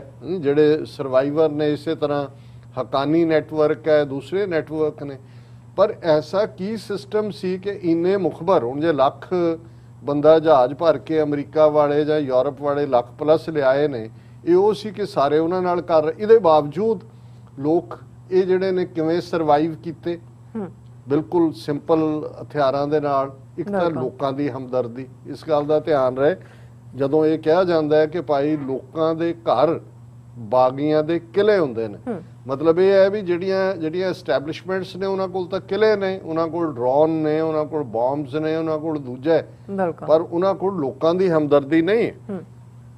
ते ਜਿਹੜੇ बागी ने ਉਹ ਲੋਕਾਂ ਦੇ ਨੇ। सो ਇਹ ਗੱਲ ਇੱਕ ਜ਼ਾਹਰ ਹੈ ਕਿ ਉਹਨਾਂ ਦਾ ਸਪੋਰਟ ਬੇਸ ਲੋਕਾਂ 'ਚ, ਉਹਨਾਂ ਦੀ ਕਮਿਟਮੈਂਟ ਆਪਣੇ ਕੌਜ਼ ਲਈ, ਔਰ ਜ਼ਾਹਰ ਹੈ ਕਿ ਫਿਰ ਜਦੋਂ ਤੁਸੀਂ ਸੱਚ ਦੇ ਰਸਤੇ ਤੇ ਤੁਰਦੇ ਹੋ। ਔਰ ਜਿਹੜੀ ਮੇਰੇ ਲਈ ਸਭ ਤੋਂ ਟੱਚਿੰਗ ਮੂਮੈਂਟ ਸੀ ਜਦੋਂ ਕਿ ਉਹਨਾਂ ਨੇ ਕਾਬਲ ਫਤਹ ਕੀਤਾ, ਕਿ ਕਿਵੇਂ ਸਾਰੇ ਜਿਹੜੇ ਨੇ ਸਿਜਦੇ ਦੇ ਵਿੱਚ ਝੁਕੇ ਅੱਲਾ ਦਾ ਸ਼ੁਕਰ ਕਰਨ ਲਈ ਕਿ ਇਹ ਜਿਹੜੀ ਫਤਹ ਹੈ ਇਹ ਤੁਸੀਂ ਦਿੱਤੀ ਹੈ, ਅੱਲਾ ਨੇ ਦਿੱਤੀ ਹੈ। ਹੁਣ ਇਹ ਉਹੀ ਭਾਵ ਹੈ ਜਦੋਂ ਅਸੀਂ, ਕਿਉਂਕਿ ਮੇਰੇ ਲਈ ਇੱਕ ਕੰਪੈਰੀਟਿਵ ਰਿਲੀਜਨ ਦਾ ਸਟੂਡੈਂਟ ਹੋਣ ਦੇ ਨਾਤੇ ਵੀ, ਦੁਨੀਆ ਨੂੰ ਸਮਝਣ ਦੇ ਲਈ ਵੀ, ਮੈਂ ਹਮੇਸ਼ਾ ਦੇਖਦਾ ਕਿ ਵੀ ਜੇ ਪਹਿਲੀ ਜੰਗ ਲਗਭਗ 19 ਸਾਲ ਦੀ ਉਮਰ 'ਚ ਗੁਰੂ ਗੋਬਿੰਦ ਸਿੰਘ ਫਤਹ ਕਰਦੇ ਨੇ, ਜਿਹਨੂੰ ਅਸੀਂ ਭੰਗਾਣੀ ਦਾ ਯੁੱਧ ਕਹਿੰਦੇ ਹਾਂ, ਤੇ ਉਹਨਾਂ ਦੀ ਕਲਮ ਚੱਲਦੀ ਹੈ, ਜੀਤ ਪਈ ਤੇਰੀ, ਜੀਤ ਪਈ ਮੇਰੀ, ਕਿਰਪਾ ਕਾਲ ਤੇਰੀ।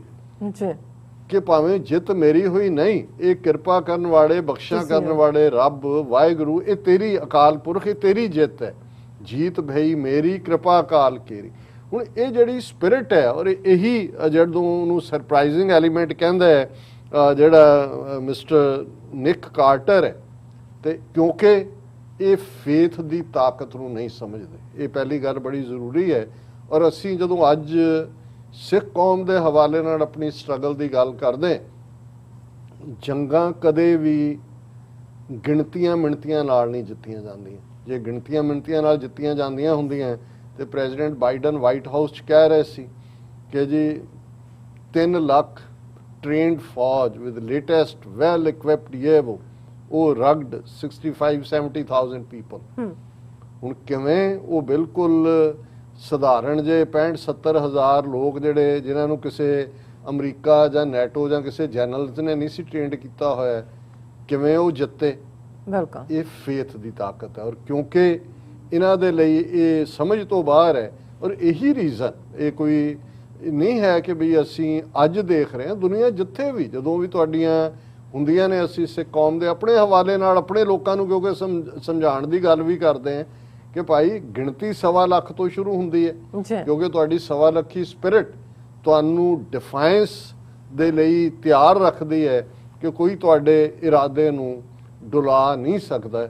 ਫਿਰ ਇੱਕ ਸਿਸਟਮ, ਜਿਵੇਂ ਅਸੀਂ ਜਿਰਗਾ ਦੀ ਗੱਲ ਕੀਤੀ ਜਾਂ ਹੁਣ ਵੀ, ਹਾਲਾਂ ਸਾਰਿਆਂ ਦਾ ਧਿਆਨ ਲੱਗਾ ਹੋਇਆ ਵੀ ਕਿਉਂ ਜਿਹਾ ਸਿਸਟਮ ਆਏਗਾ। ਇੱਕ ਗੱਲ ਤਾਂ ਕੋਈ ਦੋ ਰਾਵਾਂ ਨਹੀਂ ਨੇ ਕਿ ਵੀ ਜਿਸ ਚੋਂ ਉਹਨਾਂ ਦੀ ਤਾਕਤ ਨਿਕਲੀ ਹੈ ਦੀਨ ਇਸਲਾਮ, ਉਸ ਦੇ ਨਾਲ ਤੋਂ ਕੰਪਰੋਮਾਈਜ਼ ਨਹੀਂ ਕਰਨਗੇ, ਔਰ ਕਰਨਾ ਵੀ ਨਹੀਂ ਚਾਹੀਦਾ। ਅਦਰਵਾਈਜ਼ ਜੇ ਡਿਸੈਂਸ਼ਨ ਸ਼ੁਰੂ ਹੋਣਗੇ, ਹੁਣ ਬਹੁਤ ਸਾਰੇ ਇੰਡੀਆ ਸਮੇਤ ਜਿਹੜੇ ਦੇਖ ਰਹੇ ਨੇ ਕਿ ਜੀ ਉੱਥੇ ਕੌਣ ਆਪਸ 'ਚ ਲੜਦਾ ਹੈ, ਕੌਣ ਹਕਾਨੀ ਨੈਟਵਰਕ ਕੀ ਕਹਿੰਦਾ ਹੈ, ਮੁੱਲਾ ਬਰਾਦਰ ਕੀ ਕਹਿੰਦੇ ਨੇ, ਉਹ ਤਾਜ਼ਕ ਉਜ਼ਬੇਕ ਵਾਲਾ ਕੰਮ ਤਾਂ ਮੁੱਕ ਗਿਆ। ਉਹਦਾ ਪੰਜਸ਼ੀਰ ਵਾਲਾ ਜਿਹੜਾ ਇਹਨਾਂ ਨੂੰ ਲੱਗਦਾ ਸੀ ਵੀ ਪਤਾ ਨਹੀਂ ਪੰਜਸ਼ੀਰ 'ਚ ਕਿੰਨੇ ਸ਼ੇਰ ਇਹਨਾਂ ਦੇ ਬੈਠੇ ਹੋਏ ਨੇ, ਉਹ ਤਾਂ ਗਿੱਦੜ ਨਿਕਲੇ। ਨਿਕਲਣਾ ਵੀ ਕੀ ਸੀ ਅਲਟੀਮੇਟਲੀ, ਉਹ ਹਰ ਕੋਈ ਮਸੂਦ ਵੀ ਜੇ ਲੜਦਾ ਰਿਹਾ ਉਹਦੇ ਡਿਫਰੈਂਟ ਰੀਜ਼ਨ ਸੀ। ਉਸ ਤੋਂ ਪਹਿਲਾਂ ਉਹ ਸੋਵੀਅਤਸ ਦੇ ਖਿਲਾਫ ਵੀ ਉਵੇਂ ਹੀ ਲੜਿਆ ਸੀ। ਔਰ ਇਹ ਵੱਖਰੀ ਗੱਲ ਹੈ ਵੀ ਬਾਅਦ 'ਚ ਫਰੈਟਰੀਸਾਈਡਲ ਰੁਝਾਨ ਜਿਹੜੇ ਨੇ ਬਾਹਰਲੀਆਂ ਏਜੰਸੀਆਂ ਨੇ ਖੜੇ ਕਰ ਦਿੱਤੇ, ਔਰ ਉਦੋਂ ਸਿਚੁਏਸ਼ਨ ਪ੍ਰੋਪਰਲੀ ਹੈਂਡਲ ਨਹੀਂ ਹੋ ਸਕੀ। ਹਾਲਾਂਕਿ ਬਹਾਦਰ ਆਦਮੀ ਸੀ ਮਸੂਦ, ਉਹ ਹੁਣ ਵੀ ਸ਼ਾਇਦ ਕਾਬਲ ਦੇ ਵਿੱਚ ਕਿਸੇ ਥਾਂ ਦਾ ਨਾਂ ਵੀ ਮਸੂਦ ਚੌਂਕ ਹੈ ਔਰ ਅਦਰਵਾਈਜ਼ ਹੈ, ਔਰ ਉਸ ਨੂੰ ਈਵਨ ਇਹ ਵੀ ਮੰਨਦੇ ਨੇ ਕਿਉਂਕਿ ਜਦੋਂ ਸੋਵੀਅਤ ਯੂਨੀਅਨ ਦੇ ਖਿਲਾਫ ਸਾਂਝੇ ਤੌਰ ਤੇ ਲੜੇ ਉਦੋਂ ਤਾਂ ਸਾਰੇ ਇੱਕੋ ਸੀ, ਪਸ਼ਤੂਨ ਵੀ, ਤਾਜ਼ਕ ਵੀ, ਉਜ਼ਬੇਕ ਵੀ, ਹਜ਼ਾਰੇ ਵੀ, ਕਿਉਂਕਿ ਉਦੋਂ ਉਹਨਾਂ ਦਾ ਇਹ ਸੀ ਕਿ ਵੀ ਇਹ ਸਾਡੀ ਸਰਜ਼ਮੀਨ ਤੇ ਆਏ ਨੇ। ਬਾਅਦ ਦੇ ਵਿੱਚ ਹੋਇਆ ਇਸ ਵਾਰ ਜਿਸ ਅੰਦਾਜ਼ ਦੇ ਵਿੱਚ ਉਹ ਇਸ ਸਾਰੇ ਨੂੰ ਹੈਂਡਲ ਕਰ ਰਹੇ ਨੇ, ਔਰ ਮੈਂ ਇਹ ਸਮਝਦਾ। ਔਰ ਕੱਲ੍ਹ ਵਾਲੇ ਉਸ voice of south Asia interview 'ਚ ਵੀ ਮੈਂ ਕਿਹਾ ਸੀ, ਉਹਨਾਂ ਨੇ ਬੀਬੀ ਨੇ ਸਵਾਲ ਪੁੱਛਿਆ ਕਿ ਜੀ ਇਹ ਕਿਵੇਂ ਕਰਨਗੇ ਜਿਹੜਾ ਉਹ ਚਾਈਨਾ ਦੇ ਨਾਲ ਹੁਣ ਇੰਨੀ ਕੁਰਬਤ, ਔਰ ਚਾਈਨਾ ਕਰੇਗਾ, ਪਰ ਚਾਈਨਾ ਜੋ ਸਿੰਘ ਕਿਆਂਗ 'ਚ ਕਰ ਰਿਹਾ ਮੁਸਲਮਾਨਾਂ ਦੇ ਨਾਲ, ਔਰ ਇਹ ਤਾਂ ਇਸਲਾਮ ਦੇ। ਮੈਂ ਕਿਹਾ ਜੀ ਇਹ ਬਹੁਤ ਵਾਰ ਇਹ ਹੁੰਦਾ ਹੈ ਕਿ ਜਦੋਂ ਤੁਸੀਂ ਵੱਡੇ ਹਿੱਤਾਂ ਵੱਲ ਦੇਖਦੇ ਹੋ, ਕਈ ਚੀਜ਼ਾਂ ਤੁਹਾਨੂੰ ਇਗਨੋਰ ਵੀ ਕਰਨੀਆਂ ਪੈਂਦੀਆਂ, ਜਿਵੇਂ ਪਾਕਿਸਤਾਨ ਨੇ ਵੀ ਕੀਤਾ ਹੈ ਸਿੰਘ ਕਿਆਂਗ ਦੇ ਮਾਮਲੇ 'ਚ। ਅਦਰਵਾਈਜ਼ ਤੁਸੀਂ 75 ਸਾਲ ਦੀ ਉਹ ਰਿਲੇਸ਼ਨਸ਼ਿਪ ਬਿਲਟ ਹੀ ਨਹੀਂ ਸੀ ਕਰ ਸਕਦੇ, ਕਿ ਉਹ ਕਿਹੜੇ ਸਿੰਘ ਕਿਆਂਗ 'ਚ ਹੁਣ ਆਉਣ ਲੱਗਿਆ। ਉਹ ਤਾਂ ਸਦੀਆਂ ਤੋਂ ਉਹਨਾਂ ਨਾਲ ਕਰ ਰਹੇ ਨੇ, ਔਰ 1947 ਤੋਂ ਇੱਕਦਮ ਬਾਅਦ 1948 ਜਦੋਂ ਚੀਨ ਆਜ਼ਾਦ ਹੁੰਦਾ ਹੈ, ਨੈਨਕਿੰਗ ਉਦੋਂ ਕੈਪੀਟਲ ਸੀ ਇਹਨਾਂ ਦੀ, ਉਦੋਂ ਵੀ ਇਹ ਸ਼ਿਕਾਇਤਾਂ ਪਾਕਿਸਤਾਨੀ ਮਿਸ਼ਨ ਪਹਿਲਾਂ ਨੈਨਕਿੰਗ 'ਚ ਖੁੱਲ੍ਹਦਾ ਹੈ, ਔਰ ਉਹਨਾਂ ਦੀਆਂ ਚਿੱਠੀਆਂ ਢੇਰ ਲੱਗੇ ਹੁੰਦੇ ਸੀ। ਔਰ ਜਦੋਂ ਪਿੱਛੇ ਉਹਨਾਂ ਦੀ ਡਾਇਰੈਕਸ਼ਨ ਪੁੱਛੀ ਗਈ, ਕਾਇਦੇ ਆਜ਼ਮ ਅਰਾਊਂਡ ਸੀ, ਉਹਨਾਂ ਨੇ ਕਿਹਾ ਵੀ ਇਹਨੂੰ ਇਗਨੋਰ ਕਰੋ। ਸੋ ਜ਼ਾਹਰ ਹੈ ਕਿ ਤੁਸੀਂ ਕਰਦੇ ਹੋ, ਲੇਕਿਨ ਇਹਦੇ 'ਚ ਵੀ ਕੋਈ ਦੋ ਰਾਵਾਂ ਨਹੀਂ ਨੇ ਕਿ ਇੱਕ ਪਾਸੇ ਬਹਾਦਰੀ ਦੇ ਮਾਮਲੇ 'ਚ ਵੀ ਤਾਲਿਬਾਨ, ਮੈਂ ਸਮਝਦਾ ਵੀ ਉਹਨਾਂ ਨੇ ਤਾਂ ਉਹੀ ਆਪਣੇ ਇਤਿਹਾਸ ਨੂੰ ਦੁਹਰਾਇਆ, ਲੇਕਿਨ ਜਿਸ ਗੱਲ ਨੇ ਇਸੇ ਨਾਲੋਂ ਵੀ ਜ਼ਿਆਦਾ ਮੈਨੂੰ ਇੰਪ੍ਰੈਸ ਕੀਤਾ ਘੱਟੋ ਘੱਟ, ਔਰ ਅੱਜ ਹੀ ਸਾਡੇ ਪਿਆਰੇ ਪੰਜਾਬ ਯੂਨੀਵਰਸਿਟੀ ਲਾਹੌਰ 'ਚ ਵੀ ਪ੍ਰੋਫੈਸਰ ਰਹੇ, ਉਹਨਾਂ ਨੇ ਟਰਕੀ 'ਚੋਂ PhD ਕੀਤੀ ਉਸ ਸਾਰੇ ਪੀਰੀਅਡ 'ਚ, ਕੁਰੈਸ਼ ਸਾਹਿਬ, ਤੁਸੀਂ ਵੀ, ਤੁਹਾਨੂੰ ਵੀ ਜਾਣਦੇ ਨੇ ਹੋ, ਔਰ ਤੁਸੀਂ ਵੀ ਜਾਣਦੇ ਹੋ ਤਹਿਸੀਨ ਕੁਰੈਸ਼, ਤੇ ਉਹਨਾਂ ਨਾਲ ਅੱਜ ਗੱਲਬਾਤ ਹੋ ਰਹੀ ਸੀ। ਮੈਂ ਕਿਹਾ ਜੀ ਜਿਹੜੀ ਗੱਲ ਬਹਾਦਰੀ ਤਾਂ ਹੈ ਹੀ ਸੀ, ਪਰ ਜਿਵੇਂ ਉਹਨਾਂ ਨੇ ਡਿਪਲੋਮੇਸੀ ਦੇ ਵਿੱਚ ਮੁਹਾਰਤ ਦਿਖਾਈ, 3-4 ਸਾਲ ਲੰਬੀ ਨੈਗੋਸ਼ੀਏਸ਼ਨ, ਗੱਲਬਾਤ ਤੋੜੀ ਵੀ ਨਹੀਂ ਹੈ, ਇੱਕੋ ਵੇਲੇ ਦੋਹਾ 'ਚ ਬੈਠੇ ਨੇ, ਰਸ਼ੀਅਨਸ ਵੀ ਐਨਗੇਜਡ ਨੇ, ਚਾਈਨੀਜ਼ ਵੀ ਨੇ, ਅਮਰੀਕਨ ਵੀ ਨੇ, ਅਮਰੀਕਨਾਂ ਨੇ ਇੱਕ ਤੋਂ ਬਾਅਦ ਇੱਕ, ਜਿਹੜੇ ਹਾਲਾਂਕਿ ਇਹ ਵੱਡੇ ਵਪਾਰੀ ਨੇ, ਪਰ ਉਹ ਉਹਨਾਂ ਤੋਂ ਵੀ ਜ਼ਿਆਦਾ ਸ਼ਰੂਡ ਵਪਾਰੀ ਸਾਬਤ ਹੋਏ। ਇਨ ਦਾ ਐਂਡ ਉਹਨਾਂ ਨੇ ਹਰ ਗੱਲ ਉਹੀ ਮਨਵਾਈ ਜਿਹੜੀ ਉਹਨਾਂ ਦਾ, ਜਿਹਦੇ ਉੱਤੇ ਉਹਨਾਂ ਨੇ ਸ਼ੁਰੂ ਕੀਤਾ ਸੀ, ਔਰ ਅਲਟੀਮੇਟਲੀ ਉਹ, ਜੇ ਇਹਨਾਂ ਨੇ 31 ਅਗਸਤ ਤੋਂ ਅੱਗੇ ਵੀ ਜਾਣਾ ਚਾਹੁੰਦੇ ਸੀ, ਉਹਨਾਂ ਨੇ ਕਿਹਾ ਵੀ ਬਿਲਕੁਲ ਨਹੀਂ, ਫਿਰ ਟਾਰਗੇਟ ਹੋਏਗਾ 30 ਅਗਸਤ ਤੱਕ ਪਹੁੰਚਦੇ ਆ, 1 ਲੱਖ ਬੰਦਾ ਉੱਥੋਂ ਐਵੈਕੂਏਟ ਹੋ ਜਾਂਦਾ ਹੈ। ਮੈਂ ਕਿਹਾ ਵੀ ਜਿਹੜੇ ਇਸ ਲੈਵਲ ਤੱਕ ਜਿਨ੍ਹਾਂ ਨੇ ਮੈਚਿਓਰਿਟੀ ਦਿਖਾਈ ਹੈ, ਰਸ਼ੀਆ, ਚਾਈਨਾ, ਟਰਕੀ, ਈਰਾਨ, ਸਾਰਿਆਂ ਨੂੰ ਇਨਵੋਲਵ ਕਰਕੇ, ਹੁਣ ਵੀ ਅੰਟਿਲ ਅਨਲੈਸ ਕੋਈ ਵੱਡੀ ਸ਼ਰਾਰਤ ਇਹ ਵੱਡੇ ਜਿਹੜੇ ਖਿਡਾਰੀ ਨੇ ਨਾ ਕਰ ਦੇਣ, ਮੇਰਾ ਇਹ ਵਿਸ਼ਵਾਸ ਹੈ, ਮੈਨੂੰ ਇਹ ਲੱਗਦਾ ਹੈ ਕਿ ਉਹ ਇਸ ਸਾਰੀ ਸਿਚੁਏਸ਼ਨ ਨੂੰ ਸੰਭਾਲ ਵੀ ਲੈਣਗੇ। ਪੁਰਾਣੀਆਂ ਗਲਤੀਆਂ ਤੋਂ ਉਹਨਾਂ ਨੇ ਬਹੁਤ ਕੁਝ ਸਿੱਖਿਆ ਹੋਏਗਾ। ਉਹ ਤਾਂ ਨਾੜੀ ਦੇ ਵਿਚਾਰੇ ਮਦਰਸਿਆਂ ਚੋਂ ਨਿਕਲੇ, ਔਰ ਆਪਸੀ ਖਾਨਾ ਜੰਗੀ ਦੇ ਵਿੱਚ ਉਹ ਅੱਗੇ ਤਾਲਿਬ, ਇਹ 20 ਸਾਲ ਬਾਅਦ ਰੜੇ ਹੋਏ, ਪੂਰੀ ਤਰ੍ਹਾਂ ਰੜੇ ਕੜੇ ਔਰ ਪੂਰੇ ਨੇ। ਔਰ ਮੈਂ ਸਮਝਦਾ ਕਿ ਵੀ ਅਸੀਂ ਇਹ ਹੋਪ ਕਰ ਸਕਦੇ ਹਾਂ, ਕਿਉਂਕਿ ਸਾਡੀਆਂ ਵੀ ਤਵੱਕਾਤ ਨੇ, ਜਦੋਂ ਤੁਸੀਂ ਤਵੱਕੋ ਰੱਖਦੇ ਹੋ, ਹੋਪਸ ਨੇ, ਇਸ ਲਈ ਕਿ ਜੇ ਉੱਥੇ ਇੱਕ ਸਟੇਬਲ ਪੀਸਫੁਲ ਤਰੀਕੇ ਦੇ ਨਾਲ ਇੱਕ ਤਰਜ਼ੇ ਹਕੂਮਤ ਐਸਟੈਬਲਿਸ਼ ਹੁੰਦਾ ਹੈ, ਤੇ ਫਿਰ ਭਾਰਤੀ ਕਬਜ਼ੇ ਵਾਲਾ ਪੰਜਾਬ, ਇੰਡੀਅਨ ਆਕੂਪਾਈਡ ਕਸ਼ਮੀਰ, ਜਿਹੜੀਆਂ ਸਟਰਗਲਸ ਨੇ, ਉਹਨਾਂ ਨੂੰ ਵੀ ਤਾਕਤ ਮਿਲੇਗੀ। ਅਦਰਵਾਈਜ਼ ਹੁਣ ਜਿਸ ਕਿਸਮ ਦਾ ਇੰਡੀਅਨ ਰੈਟਲ ਤਾਂ ਹੋਏ ਨੇ, ਲੇਕਿਨ ਇਹ ਉਹ ਸਮਝਦੇ ਨੇ ਵੀ ਕੁਛ ਨਾ ਕੁਛ ਐਸਾ ਹੋ ਜਾਏ, ਕਿਉਂਕਿ ਉਹੀ ਤਾਲਿਬਾਨ ਜਿਨ੍ਹਾਂ ਨੂੰ ਦਹਿਸ਼ਤਗਰਦ ਤੇ ਦੂਸਰਾ ਕਹਿ ਕੇ ਨਕਾਰ ਰਹੇ ਸੀ, ਹੁਣ ਉਹ ਚੋਰ ਮੋਰੀ ਲੱਭ ਰਹੇ ਨੇ ਵੀ ਕਿਵੇਂ ਅਸੀਂ ਉਹਨਾਂ ਦੇ ਨਾਲ ਕਰੀਏ ਔਰ ਕਿਵੇਂ ਪ੍ਰਵਾਨ ਚੜ੍ਹੀਏ। ਅਸੀਂ ਗੱਲਬਾਤ ਕਰਾਂਗੇ ਕਿ ਕਿਵੇਂ ਭਾਰਤ ਦੇ ਵਿੱਚ ਇੱਕ ਉਹ ਰੈਟਲਿੰਗ ਹੋਈ ਹੈ ਕਿ ISI ਚੀਫ ਕਾਬੁਲ 'ਚ ਗਏ ਆਪਣੇ ਸਰਕਾਰੀ ਉਸ ਅੰਦਾਜ਼ ਦੇ ਵਿੱਚ, ਔਰ ਕਿਵੇਂ ਉਹਨਾਂ ਨੇ ਕਿਹਾ ਜੀ ਲਓ ਜੀ ਅਸੀਂ ਤਾਂ ਪਹਿਲਾਂ ਹੀ ਕਹਿੰਦੇ ਸੀ, ਲੇਕਿਨ ਉਹਨਾਂ ਨੇ ਕੋਈ ਲੁਕ ਛਿਪ ਕੇ ਦੌਰਾ ਨਹੀਂ ਕੀਤਾ ਹੈ, ਪਬਲਿਕਲੀ ਉਹਨਾਂ ਨੇ ਇਹ ਦੱਸਿਆ ਕਿ ਕੀ ਹੈ, ਔਰ ਭਾਰਤ ਬਿਲਕੁਲ ਮੱਖਣ ਚੋਂ ਵਾਲ ਵਾਂਗ ਬਾਹਰ ਹੈ, ਔਰ ਅਸੀਂ ਇਸ ਦੀ ਗੱਲ ਅਗਲੇ ਸੈਗਮੈਂਟ ਕਰਾਂਗੇ। ਜੀ ਡਾਕਟਰ ਸਾਹਿਬ ਤੁਹਾਡਾ ਬਹੁਤ ਬਹੁਤ ਧੰਨਵਾਦ। ਸਾਥ ਲੈਣੇ ਬ੍ਰੇਕ ਵਿਊਅਰਸ ਆ, ਤੁਸੀਂ ਸਾਨੂੰ ਇਸੇ ਤਰ੍ਹਾਂ ਹੀ ਬਣੇ ਰਹਿਣਾ। ਮਿਲਦੇ ਹਾਂ ਛੋਟੇ ਜਿਹੇ ਵਕਫੇ ਤੋਂ ਬਾਅਦ।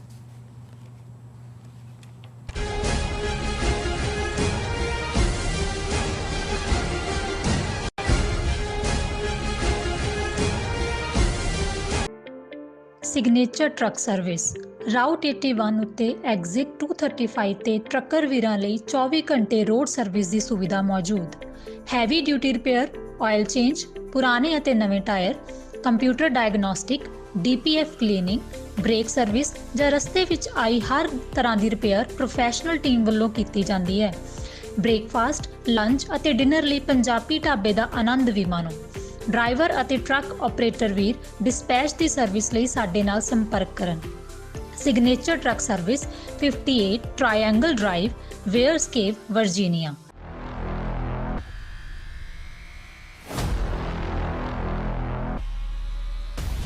ਦੀ ਰਾਜਧਾਨੀ ਦਿੱਲੀ ਦੀਆਂ ਸਰਹੱਦਾਂ ਤੇ 9 ਮਹੀਨੇ ਤੋਂ ਚੱਲਦੇ ਆ ਰਹੇ ਕਿਸਾਨ ਅੰਦੋਲਨ ਨੂੰ ਦੁਨੀਆ ਦੇ ਇਤਿਹਾਸ ਵਿੱਚ ਅਹਿਮ ਦਰਜਾ ਹਾਸਲ ਹੋ ਚੁੱਕਿਆ ਹੈ।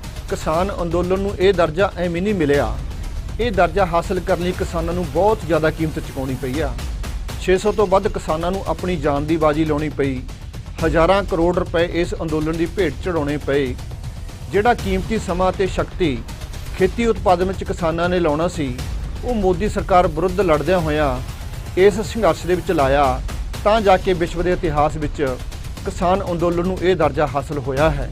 ਅੰਦੋਲਨ ਵਿੱਚ ਜਾਨਾਂ ਵਾਰਨ ਵਾਲੇ ਕਿਸਾਨ ਯੋਧਿਆਂ ਦੇ ਜੀਵਨ ਬਾਰੇ voice of Khalsa production group ਵੱਲੋਂ ਇੱਕ ਲੜੀਵਾਰ ਕਿਸਾਨ ਯੋਧਿਆਂ ਦੀ ਦਾਸਤਾਨ ਦਾ ਪ੍ਰਸਾਰਣ 1 ਸਤੰਬਰ ਤੋਂ ਹੋਣ ਜਾ ਰਿਹਾ ਹੈ। ਇਹ ਪ੍ਰੋਗਰਾਮ ਵੇਖਣ ਲਈ ਤੁਸੀਂ voice of Khalsa news Facebook page ਤੇ voice of Khalsa TV YouTube ਦੇ ਨਾਲ ਜੁੜੇ ਰਹਿਣਾ। ਇਸ ਪ੍ਰੋਗਰਾਮ ਨੂੰ ਸਪਾਂਸਰ ਕਰਨ ਦੇ ਲਈ ਤੁਸੀਂ ਸਾਡੇ ਫੋਨ ਨੰਬਰ +1 917 225 2798 ਤੇ ਸੰਪਰਕ ਕਰ ਸਕਦੇ ਹੋ।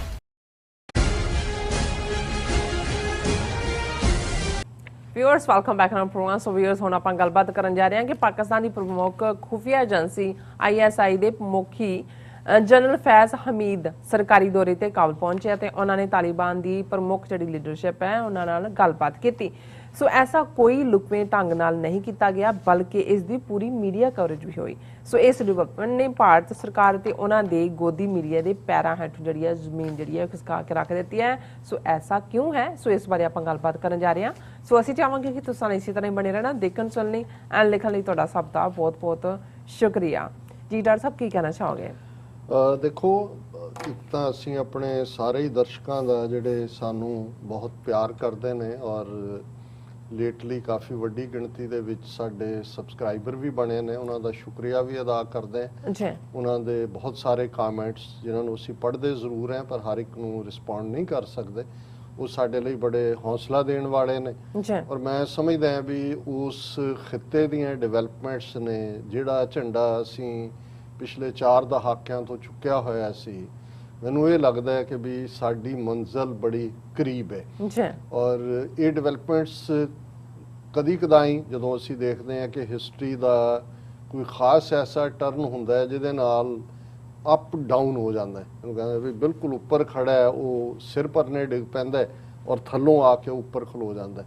ਹੁਣ ਜੇ ਅਸੀਂ ਅਫਗਾਨਿਸਤਾਨ ਦੀਆਂ ਡਿਵੈਲਪਮੈਂਟਸ ਨੂੰ ਦੇਖੀਏ ਔਰ ਇਸ ਗੱਲ ਦਾ ਧਿਆਨ ਰਿਹਾ ਵੀ ਕੱਲਾ ਜਦੋਂ ਇਹ ਅਫਗਾਨਿਸਤਾਨ ਦੀ ਗੱਲ ਹੋ ਰਹੀ ਹੈ, ਅਸੀਂ ਇੱਕ 40 ਮਿਲੀਅਨ ਲੋਕਾਂ ਦੇ ਇੱਕ ਮੁਲਕ ਦੀ ਗੱਲ ਹੀ ਨਹੀਂ ਕਰ ਰਹੇ, ਅਸੀਂ ਜਿਹਨੂੰ ਗ੍ਰੇਟ ਗੇਮ ਕਿਹਾ ਜਾਂਦਾ ਹੈ ਉਸ ਦੀ ਗੱਲ ਵੀ ਕਰ ਰਹੇ ਹਾਂ। ਅਸੀਂ ਉਹ ਗੇਟਵੇ ਸੈਂਟਰਲ ਏਸ਼ੀਆ ਨੂੰ ਵੀ, ਸਾਊਥ ਏਸ਼ੀਆ ਨੂੰ ਵੀ, ਉਹਦੀ ਗੱਲ ਵੀ ਕਰ ਰਹੇ ਹਾਂ। ਅਸੀਂ ਉਸ ਰੈਜ਼ਿਸਟੈਂਸ ਦੀ ਗੱਲ ਵੀ ਕਰ ਰਹੇ ਹਾਂ ਕਿ ਜਿਸ ਰੈਜ਼ਿਸਟੈਂਸ ਨੇ 4 ਦਹਾਈਆਂ ਦੇ ਵਿੱਚ 1979 ਤੋਂ ਹੁਣ ਤੱਕ 2 ਪਾਵਰਫੁਲ ਜਿਹੜੇ ਸਾਮਰਾਜ ਨੇ, ਸੋਵੀਅਤ ਯੂਨੀਅਨ ਔਰ ਅਮਰੀਕਾ ਨੈਟੋ, ਉਹਨਾਂ ਨੂੰ ਜਿਹੜਾ ਹੈ ਉਹ ਨਾਮੋਸ਼ੀ ਦਿੱਤੀ ਹੈ ਔਰ ਇਹ ਦੱਸਿਆ ਹੈ ਕਿ ਵੀ ਫੇਥ ਦੀ ਤਾਕਤ ਕਿੰਨੀ ਹੁੰਦੀ ਹੈ। ਔਰ ਇਸ ਸਾਰੇ 'ਚ ਖਾਸ ਤੌਰ ਤੇ ਕਿਉਂਕਿ ਅਸੀਂ ਜਦੋਂ ਕਿ ਇੰਡੀਅਨ ਸਿਸਟਮ ਵੱਲ ਦੇਖਦੇ ਹਾਂ, 1 ਬਿਲੀਅਨ 350 ਮਿਲੀਅਨ ਲੋਕਾਂ ਦਾ ਦੇਸ਼, ਜਿੱਥੇ 2014 ਤੋਂ ਹਿੰਦੂਤਵੀ ਆਈਡੀਓਲੋਜੀ ਵਾਲਿਆਂ ਨੇ ਪੂਰਾ ਕੰਟਰੋਲ ਕਰਕੇ ਆਪਣਾ ਬਿਲਕੁਲ ਉਸ ਕਿਸਮ ਦਾ ਜਿਹੜਾ ਅੰਨੀ ਜ਼ੁਲਮ ਦੀ ਚੱਕੀ ਚਲਾਈ ਹੋਈ ਹੈ, ਜਿਸ ਦੇ ਵਿੱਚ ਮੁਸਲਮਾਨ ਹੋਣ, ਸਿੱਖ ਹੋਣ, ਈਸਾਈ ਹੋਣ, ਦਲਿਤ ਹੋਣ, ਟਰਾਈਬਲਸ ਹੋਣ, ਉਹ ਸਾਰੇ ਉਸ ਚੱਕੀ ਵਿੱਚ ਪਿਸ ਰਹੇ ਨੇ। ਇਸ ਲਈ ਇਸ ਸਾਰੀ ਡਿਵੈਲਪਮੈਂਟਸ ਨੇ ਜੋ ਅਫਗਾਨਿਸਤਾਨ ਦੀਆਂ ਡਿਵੈਲਪਮੈਂਟਸ ਨੇ, ਇਹਨਾਂ ਡਿਵੈਲਪਮੈਂਟਸ ਨੇ ਭਾਰਤ ਦੀਆਂ ਅਕਲੀਅਤਾਂ ਨੂੰ ਔਰ ਖ਼ਾਸ ਤੌਰ ਤੇ ਸਿੱਖਾਂ, ਕਸ਼ਮੀਰੀਆਂ ਔਰ ਨਾਰਥ ਈਸਟ ਦੀਆਂ ਜਿਹੜੀਆਂ ਬਾਗੀ ਤਨਜ਼ੀਮਾਂ ਨੇ, ਉਹਨਾਂ ਨੂੰ ਵੀ ਉਹਨਾਂ ਦੇ ਵਿੱਚ ਇੱਕ ਰੂਹ ਫੂਕ ਦਿੱਤੀ ਹੈ। ਇਹ ਗੱਲ ਬੜੀ ਅਹਿਮੀਅਤ ਵਾਲੀ ਹੈ। ਤੁਸੀਂ ਇਹ ਫਿਕਰ ਭਾਰਤੀ ਜਿਹੜਾ ਸਿਸਟਮ ਦੇ ਵਿੱਚ ਉਹਨਾਂ ਦੇ ਗੋਦੀ ਮੀਡੀਆ ਰਾਹੀਂ, ਉਹਨਾਂ ਦੀ ਬਾਡੀ ਲੈਂਗੁਏਜ, ਉਹਨਾਂ ਦੇ ਆਫੀਸ਼ੀਅਲਸ ਜਦੋਂ ਪ੍ਰੈਸ ਕਾਨਫਰੰਸ ਕਰਦੇ ਨੇ ਜਾਂ ਦੂਸਰੇ, ਉਹਨਾਂ ਦੇ ਮੂੰਹ ਚੋਂ ਲਗਭਗ ਨਿਕਲਦੀ ਝੱਗ, ਉਸ ਤੋਂ ਤੁਸੀਂ ਅੰਦਾਜ਼ਾ ਲਾ ਲੈਂਦੇ ਹੋ ਕਿ ਵੀ ਇਹ ਕਿੱਧਰ ਨੂੰ ਜਾ ਰਹੇ ਨੇ। ਹੁਣ ਜਿਹੜੀ ਗੱਲ ਅਸੀਂ ਕਰਦੇ ਹਾਂ ਵੀ ਇਹਦੇ 'ਚ ਕੋਈ ਸ਼ੱਕ ਨਹੀਂ ਹੈ ਕਿ ਜਦੋਂ ਅਸੀਂ ਇਹਨਾਂ 40 ਸਾਲਾਂ 'ਚ 1979 'ਚ ਸੋਵੀਅਤ ਯੂਨੀਅਨ ਆਉਂਦਾ ਹੈ, 1999 'ਚ ਉਹ ਹਾਰ ਕੇ ਮੁੜ ਜਾਂਦਾ ਹੈ, 2001 ਦੇ ਵਿੱਚ ਅਮਰੀਕਾ ਨੈਟੋ ਪਹੁੰਚ ਜਾਂਦਾ ਹੈ। ਬੇਸ਼ੱਕ ਤਾਲਿਬਾਨ ਜਿਹੜੇ ਅੱਜ ਇਸ ਰੂਪ 'ਚ ਨੇ ਕਦੇ ਮੁਜਾਹਿਦੀਨ ਰੂਪ 'ਚ ਸੀ। ਔਰ ਇਸ ਦੇ ਵਿੱਚ ਬਹੁਤ ਵੱਡੀ ਕੰਟਰੀਬਿਊਸ਼ਨ ਇਸ ਸਾਰੇ ਦੇ ਵਿੱਚ, ਬੇਸ਼ੱਕ ਲੜਨ ਮਰਨ ਦੀ ਸਪਿਰਿਟ ਜਾਂ ਪਹਿਲੇ ਜਿਹੜਾ ਸਾਰਾ 10 ਸਾਲ ਦਾ ਪਾਰਟ ਰਿਹਾ, ਕਹਿਣ ਨੂੰ ਕਿਹਾ ਜਾਂਦਾ ਜੀ ਅਰਬ ਜਾਂ ਉਸਾਮਾ ਦਾ ਨਾਂ ਵੀ ਜੁੜਦਾ, ਪਰ ਇਹਨਾਂ ਦੀਆਂ ਆਪਣੀਆਂ ਖੁਫੀਆ ਰਿਪੋਰਟਾਂ ਸੀ ਕਿ 2-3 ਹਜ਼ਾਰ ਤੋਂ ਜ਼ਿਆਦਾ ਅਰਬ ਗੁਰਿਲੇ ਜਾਂ ਅਰਬ ਲੋਕ ਜਿਹੜੇ ਇਜਿਪਟ ਚੋਂ, ਅਰਬ ਚੋਂ ਜਾਂ ਚੈਚਨੀਆ ਚੋਂ ਆਏ ਉਹ ਨਹੀਂ ਸੀ। ਉਹ ਲੜਨ ਵਾਲੇ ਜਿਹੜੇ ਨੇ ਉਹ ਲੋਕਲ ਅਫਗਾਨ ਹੀ ਸਨ, ਉਹ ਪਸ਼ਤੂਨ ਹੋਣ, ਤਾਜ਼ਿਕ ਹੋਣ, ਹਜ਼ਾਰੇ ਹੋਣ, ਪਰ ਉਹਨਾਂ ਸਭ ਨੂੰ ਜਿਹੜੇ ਬਿਲਕੁਲ ਇੱਕ ਰਸਟਿਕ ਅੰਦਾਜ਼ ਦੇ ਵਿੱਚ ਵਿਚਰਨ ਵਾਲੇ ਲੋਕ ਸੀ, ਇੱਕ ਡਿਸਪਲਿਨ ਦੇ ਵਿੱਚ ਲਿਆ ਕੇ ਇੱਕ ਸਟ੍ਰੈਟਜੀ ਦੇ ਥੱਲੇ ਜੇ ਉਹਨਾਂ ਨੂੰ ਭਿੜਾਇਆ ਸੋਵੀਅਤ ਐਮਪਾਇਰ ਦੇ ਨਾਲ, ਤਾਂ ਉਹਦੇ 'ਚ ਸਭ ਤੋਂ ਵੱਡਾ ਰੋਲ ਪਾਕਿਸਤਾਨ ਦੀ ਫੌਜ ਦਾ ਸੀ। ਬੇਸ਼ੱਕ ISI ਦੇ ਹਵਾਲੇ ਨਾਲ ਇੱਕ ਜ਼ਿਆਦਾ ਜਿਹੜਾ ਉਹ ਹਊਆ ਖੜਾ ਕੀਤਾ ਜਾਂਦਾ, ਪਰ ਇਸ ਗੱਲ ਦਾ ਧਿਆਨ ਰਹੇ ਕਿ ISI ਫੌਜ ਦੇ ਥੱਲੇ। ਸੋ ਜਦੋਂ ਅਸੀਂ ਪਾਕਿਸਤਾਨੀ ਫੌਜ ਦਾ ਇਹਨਾਂ 4 ਦਹਾਕਿਆਂ 'ਚ ਪਾਰਟ ਦੇਖਦੇ ਹਾਂ, ਜਿਸ ਗੱਲ ਨੇ ਭਾਰਤ ਨੂੰ ਜ਼ਿਆਦਾ ਖੌਫਜ਼ਦਾ ਕੀਤਾ, ਔਰ ਇਹੀ ਕਾਰਨ ਹੈ ਕਿ ਲੈਫਟੀਨੈਂਟ ਜਨਰਲ ਫੈਜ਼ ਹਮੀਦ ਜਿਹੜੇ ਕਾਬੁਲ ਪਹੁੰਚਦੇ ਨੇ, ਪਹਿਲਾ ਉਹਨਾਂ ਦਾ ਇਸ ਕਿਸਮ ਦਾ ਆਪਣੇ ਡੈਲੀਗੇਸ਼ਨ ਦੇ ਨਾਲ ਟੂਰ ਹੈ, ਉਹਨੂੰ ਲੈ ਕੇ ਜਿਵੇਂ ਭਾਰਤੀ ਮੀਡੀਆ ਦੇ ਵਿੱਚ ਜਿਸ ਕਿਸਮ ਦੀਆਂ ਡਿਬੇਟਸ, ਔਰ ਅੱਜ ਹੀ ਉਹਨਾਂ ਦਾ ਉਹ ਕੱਟ ਦਾ ਕਲਟਰ ਦੇ ਥੱਲੇ ਸ਼ੇਖਰ ਗੁਪਤਾ, ਉਹਨਾਂ ਨੂੰ ਤੁਸੀਂ ਦੇਖੋ ਵੀ ਉਹ ਉਹਨਾਂ ਮੂਮੈਂਟਸ ਦੇ ਨਾਲ ਉਹਨਾਂ ਨੂੰ ਇੱਕਦਮ, ਹੁਣ ਇਹਨਾਂ ਨੂੰ ਆਪਣੀ ਹਿਊਮਿਲੇਸ਼ਨ ਤਾਂ ਨਜ਼ਰ ਆ ਰਹੀ ਹੈ, ਇਕੱਲੀ ਹਿਊਮਿਲੇਸ਼ਨ ਨਹੀਂ ਹੈ ਇਹ ਬਿਲਕੁਲ, ਕਿਉਂਕਿ ਅਫਗਾਨਿਸਤਾਨ 'ਚ ਇਹਨਾਂ ਦੇ ਇੰਟਰਫੀਰੈਂਸ ਇੰਡੀਆ ਦੀ 1947 ਤੋਂ ਬਾਅਦ ਹੀ ਰਹੀ ਹੈ। ਔਰ ਜਦੋਂ ਤੱਕ ਸੋਵੀਅਤ ਯੂਨੀਅਨ ਦੇ ਆਰਬਿਟ 'ਚ ਸੋਵੀਅਤ ਜਿਹੜਾ ਅਫਗਾਨਿਸਤਾਨ ਗਿਆ, ਇੱਕ ਦੌਰ ਸੀ ਕਿ ਨਾਦਰ ਸ਼ਾਹ ਜਿਹੜਾ 20ਵੀਂ ਸਦੀ ਵਾਲਾ, ਫਿਰ ਉਹਦਾ ਪੁੱਤਰ ਜਿਹੜਾ ਉਹ ਜ਼ਾਹਿਰ ਸ਼ਾਹ ਕਿ ਜ਼ਾਹਿਰ ਸ਼ਾਹ, ਉਹ ਜਦੋਂ ਬਾਹਰ ਹੁੰਦਾ ਹੈ ਜਲਾਵਤਨੀ 'ਚ ਹੀ ਉਹਦੇ ਖਿਲਾਫ ਕੂ ਹੋ ਜਾਂਦਾ ਹੈ, ਤੇ ਹੌਲੀ ਹੌਲੀ ਫਰੈਟਰੀਸਾਈਡਲ ਵਾਰ ਸ਼ੁਰੂ ਕਰਾ ਕੇ ਸੋਵੀਅਤ ਯੂਨੀਅਨ ਦਾ ਇਨਫਲੂਐਂਸ ਜਿਹੜਾ ਹੈ ਉਹ 1960ਵਿਆਂ ਦੇ ਅਖੀਰ ਤੋਂ ਹੀ ਸ਼ੁਰੂ, ਤਾਂ ਇੰਡੀਆ ਦਾ ਇਨਫਲੂਐਂਸ ਨਾਲ ਦੀ ਨਾਲ ਹੀ ਹੈ, ਉਹ ਸੋਵੀਅਤ ਯੂਨੀਅਨ ਦਾ ਹਮਾਇਤੀ ਵੀ ਹੈ। ਫਿਰ ਜੇ ਥੋੜੀ ਦੇਰ ਲਈ 4-5 ਸਾਲ ਲਈ ਤਾਲਿਬਾਨ 1996-2001 ਦੇ ਪੀਰੀਅਡ 'ਚ ਬਾਹਰ ਵੀ ਹੁੰਦਾ, 2001 'ਚ ਫੁੱਲ ਫਲੈਜ ਪਹੁੰਚ ਜਾਂਦਾ ਹੈ। ਤੁਸੀਂ ਦੇਖਦੇ ਹੋ ਉਹਨਾਂ ਦਾ ਆਪਣਾ ਮੰਨਣਾ ਹੈ ਕਿ 300 ਤੋਂ ਜ਼ਿਆਦਾ ਅਸੀਂ ਪ੍ਰੋਜੈਕਟ ਸ਼ੁਰੂ ਕੀਤੇ, ਫਲਾਣਾ ਡੈਮ, ਪਾਰਲੀਮੈਂਟ ਬਿਲਡਿੰਗ, ਪਰ ਸਭ ਤੋਂ ਵੱਡਾ ਕੰਮ ਪਾਕਿਸਤਾਨ 'ਚ ਅੰਦਰੂਨੀ ਦਹਿਸ਼ਤਗਰਦੀ, ਕੌਂਸੂਲੇਟ ਬਣਾ ਕੇ ਈਵਨ ਈਰਾਨ ਤੱਕ ਵੀ ਕੁਲਭੂਸ਼ਣ ਯਾਦਵ ਦਾ ਇੱਕ ਵੱਡੀ ਜਿਹੜੀ ਹੈ ਉਸ ਦਾ ਇੱਕ ਸਬੂਤ ਹੈ।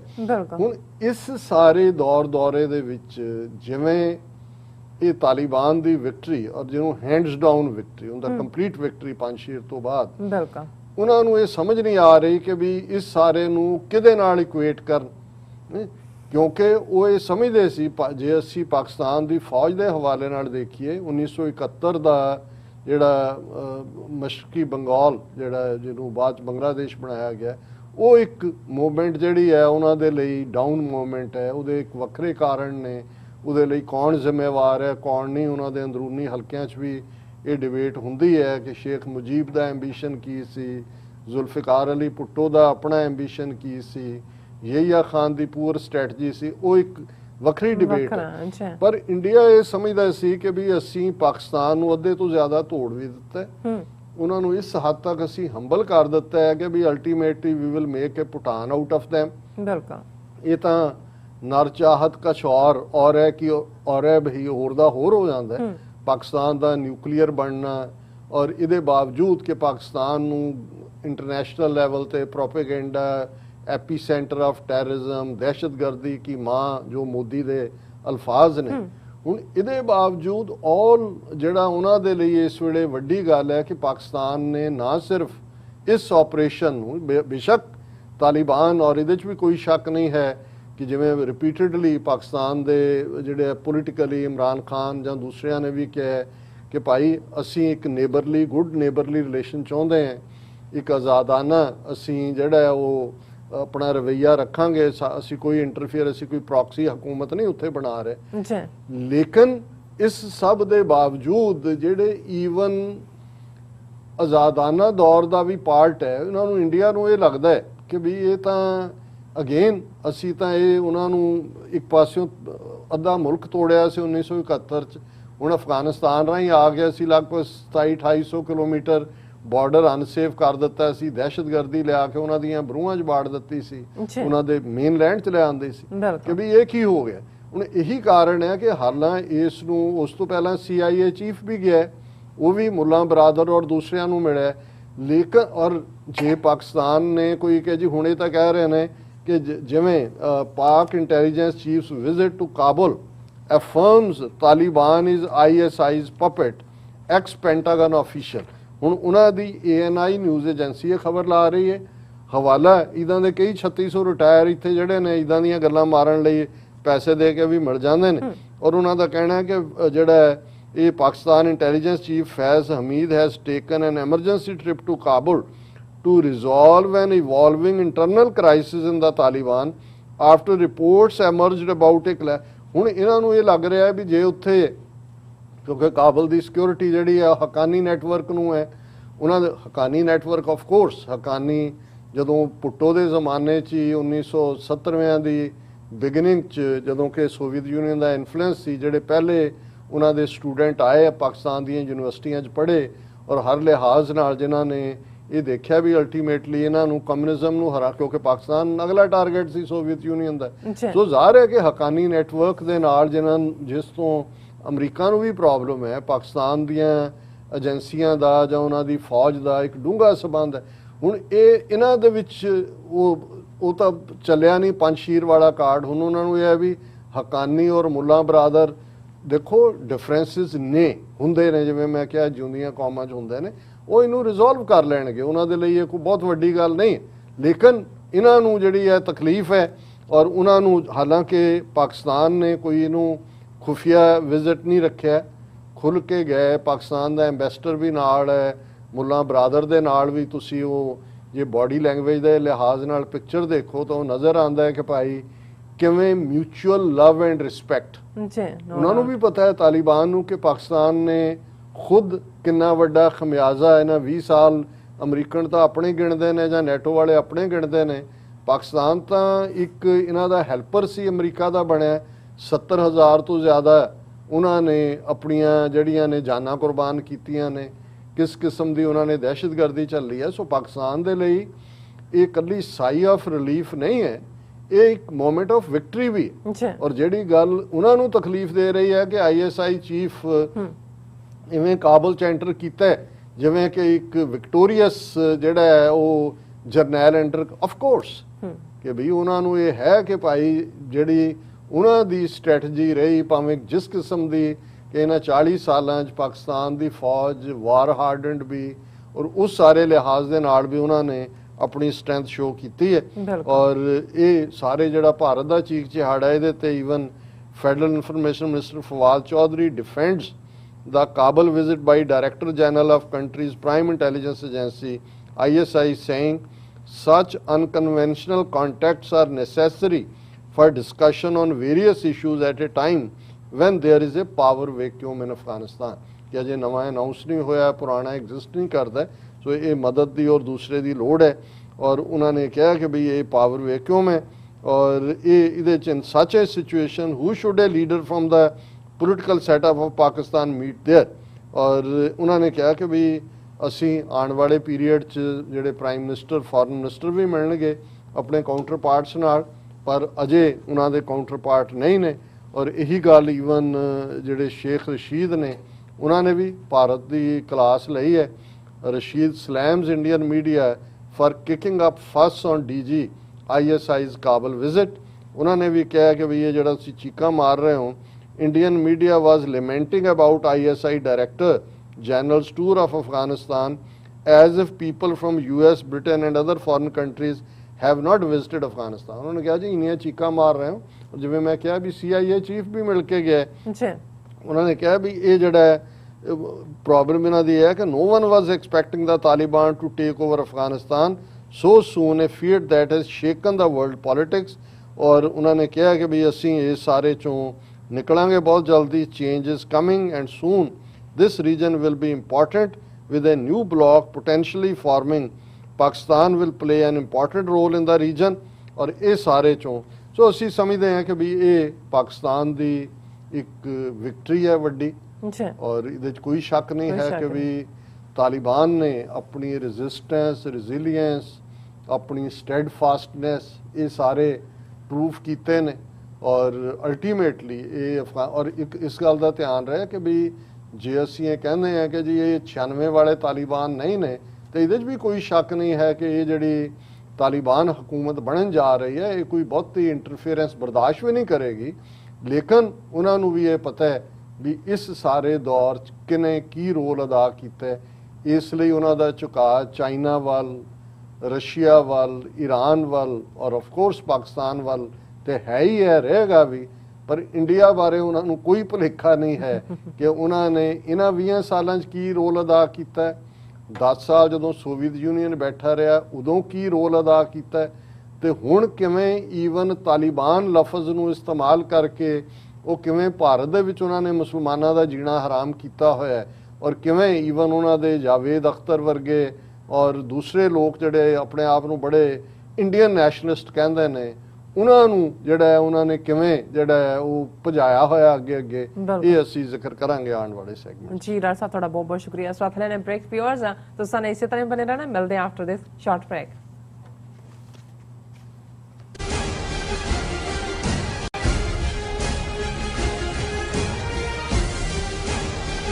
ਕੀ ਤੁਸੀਂ ਰੋਜ਼ਾਨਾ ਕੰਮ ਤੇ ਆਪਣਾ ਵਧੇਰੇ ਸਮਾਂ ਬਿਤਾਉਣ ਤੋਂ ਪਰੇਸ਼ਾਨ ਹੋ?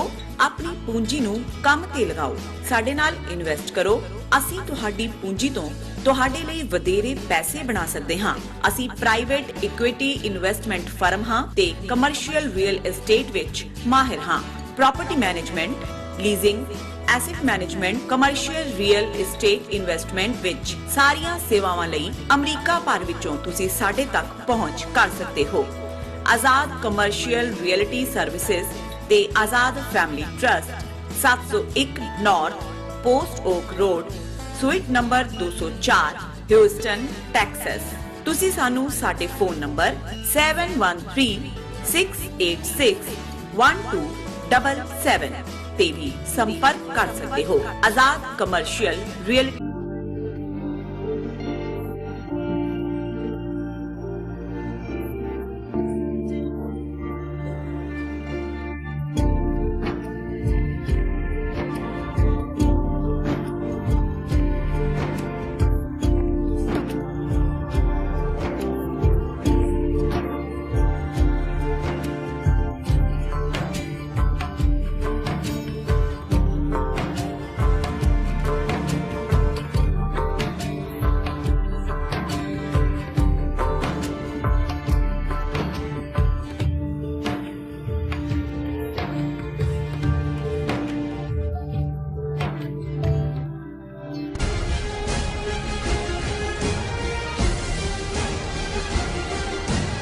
ਦਰਸ਼ਕੋ ਬ੍ਰੇਕ ਤੋਂ ਬਾਅਦ ਤੁਹਾਨੂੰ ਆਪਾਂ ਸਭ ਨੂੰ ਜੀ ਆਇਆਂ ਕਹਿੰਦੇ ਆ। ਸੋ ਵਿਊਅਰਸ ਹੁਣ ਆਪਾਂ ਐਂਡ ਵਾਲੇ ਸੈਕਸ਼ਨ ਦੇ ਵਿੱਚ ਪਹੁੰਚ ਚੁੱਕੇ ਹਾਂ। ਉਸ ਦੇ ਵਿੱਚ ਆਪਾਂ ਗੱਲਬਾਤ ਕਰਨ ਜਾ ਰਹੇ ਹਾਂ ਕਿ ਭਾਰਤ ਵਿੱਚ ਹਿੰਦੂ ਧਵੀਆਂ ਵੱਲੋਂ ਆਮ ਮੁਸਲਮਾਨਾਂ ਨੂੰ ਤਾਂ ਨਿਸ਼ਾਨਾ ਬਣਾਇਆ ਹੀ ਜਾ ਰਿਹਾ ਸੀ, ਪਰ ਹੁਣ ਜਾਵੇਦ ਅਖਤਰ ਵਰਗੇ ਭਾਰਤੀ ਮੁਲਕ ਪ੍ਰਸਤ ਵੀ ਹਿੰਦੂ ਧਵੀਆਂ ਦੇ ਨਿਸ਼ਾਨੇ ਤੇ ਹਨ। ਸੋ ਭਾਵੇਂ ਨਸੀਰੁਦੀਨ ਸ਼ਾਹ ਵਰਗਿਆਂ ਨੇ ਤਾਲਿਬਾਨ ਨੂੰ ਵਹਿਸ਼ੀ ਦੱਸ ਕੇ ਹਿੰਦੂ ਧਵੀਆਂ ਨੂੰ ਖੁਸ਼ ਕਰਨਾ ਚਾਹਿਆ, ਪਰ ਮਸ਼ਹੂਰ ਫਿਲਮੀ ਹਸਤੀ ਜਾਵੇਦ ਅਖਤਰ ਵੱਲੋਂ ਤਾਲਿਬਾਨ ਦੀ RSS ਨਾਲ ਜਿਹੜੀ ਕੀਤੀ ਗਈ ਤੁਲਨਾ ਨੇ ਹਿੰਦੂ ਧਵੀਆਂ ਦਾ ਗੁੱਸਾ ਪੂਰੀ ਤਰ੍ਹਾਂ ਭੜਕਾ ਦਿੱਤਾ ਹੈ। ਸੋ ਇਸ ਬਾਰੇ ਆਪਾਂ ਗੱਲਬਾਤ ਕਰਨ ਜਾ ਰਹੇ ਹਾਂ। ਨਾਲ ਹੀ ਗੁਰਬਾਣੀ ਵਿਚਾਰਾਂ ਦੀ ਸਾਂਝ ਵੀ ਤੁਹਾਡੇ ਨਾਲ ਪਾਈ ਜਾਏਗੀ। ਸੋ ਅਸੀਂ ਚਾਹਾਂਗੇ ਕਿ ਤੁਸੀਂ ਸਾਨੂੰ ਇਸੇ ਤਰ੍ਹਾਂ ਬਣੇ ਰਹਿਣਾ।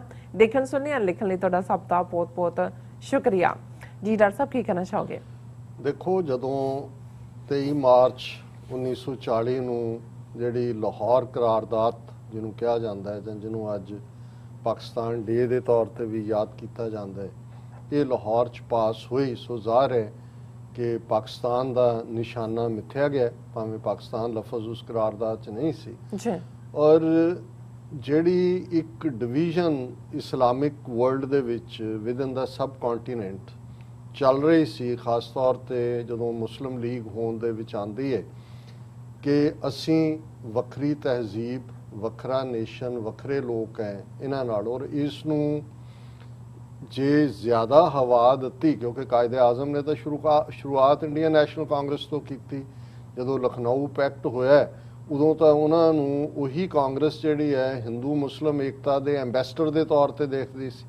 ਔਰ ਇੱਕ ਪੀਰੀਅਡ ਸੀ ਜਦੋਂ ਕਿ ਖਿਲਾਫਤ ਮੂਵਮੈਂਟ, ਗਾਂਧੀ ਵਰਗਾ ਬੰਦਾ ਜਿਹੜਾ ਸ਼ਰੂਡਲੀ ਖਿਲਾਫਤ ਮੂਵਮੈਂਟ ਦੀ ਹਮਾਇਤ ਕਰ ਰਿਹਾ ਸੀ, ਉਦੋਂ ਕਾਇਦੇ ਆਜ਼ਮ ਖਿਲਾਫਤ ਮੂਵਮੈਂਟ ਨੂੰ ਅਪੋਜ਼ ਕਰ ਰਹੇ ਸੀ ਕਿ ਵੀ ਇਹ ਠੀਕ ਨਹੀਂ ਹੈ ਔਰ ਇਹ ਸੀ ਜੀ ਖਲੀਫੇ ਨੂੰ ਵਾਪਸ ਫਸਟ ਵਰਲਡ ਵਾਰ ਤੇ ਐਂਡ ਹੋਣ ਤੋਂ ਬਾਅਦ।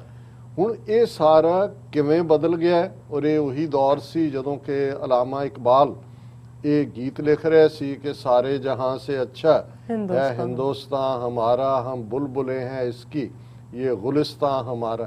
ਹੁਣ ਇਹ ਸਫ਼ਰ ਇੱਥੋਂ ਨਿਕਲ ਕੇ ਸ਼ਰਮ ਸੀ ਆਤੀ ਹੈ ਮੁਝਕੋ ਇਸਕੋ ਵਤਨ ਕਹਤੇ ਹੋਏ ਇਹ ਕਿਵੇਂ ਪਹੁੰਚਿਆ ਤੇ ਕਾਇਦੇ ਆਜ਼ਮ ਕਿਵੇਂ 1940 ਤੱਕ ਪਹੁੰਚਦੇ ਆ ਇਸ ਗੱਲ ਦੇ ਉੱਤੇ ਆ ਗਏ ਕਿ ਬਈ ਇਹਨਾਂ ਦੇ ਨਾਲ ਅਸੀਂ ਨਹੀਂ ਰਹਿ ਸਕਦੇ। ਇਹ ਇੱਕ ਡਿਬੇਟ ਅਕਸਰ ਅਸੀਂ ਵਕਤਨ ਬਾ ਵਕਤਨ ਡਿਸਕਸ ਕਰਦੇ, ਪਰ ਇੱਕ ਗੱਲ ਦਾ ਧਿਆਨ ਰਹੇ ਕਿ ਇੱਕ ਪਾਵਰਫੁਲ ਜਿਹੜਾ ਸੈਕਸ਼ਨ ਸੀ ਮੁਸਲਮਾਨ ਸੁਸਾਇਟੀ ਦਾ ਜਿਹਨੂੰ 1940 ਤੱਕ ਪਹੁੰਚਦੇ ਆ ਫਿਰ ਮੌਲਾਨਾ ਅਬੁਲ ਕਲਾਮ ਆਜ਼ਾਦ ਵਰਗੇ ਲੀਡ ਕਰ ਰਹੇ ਸੀ।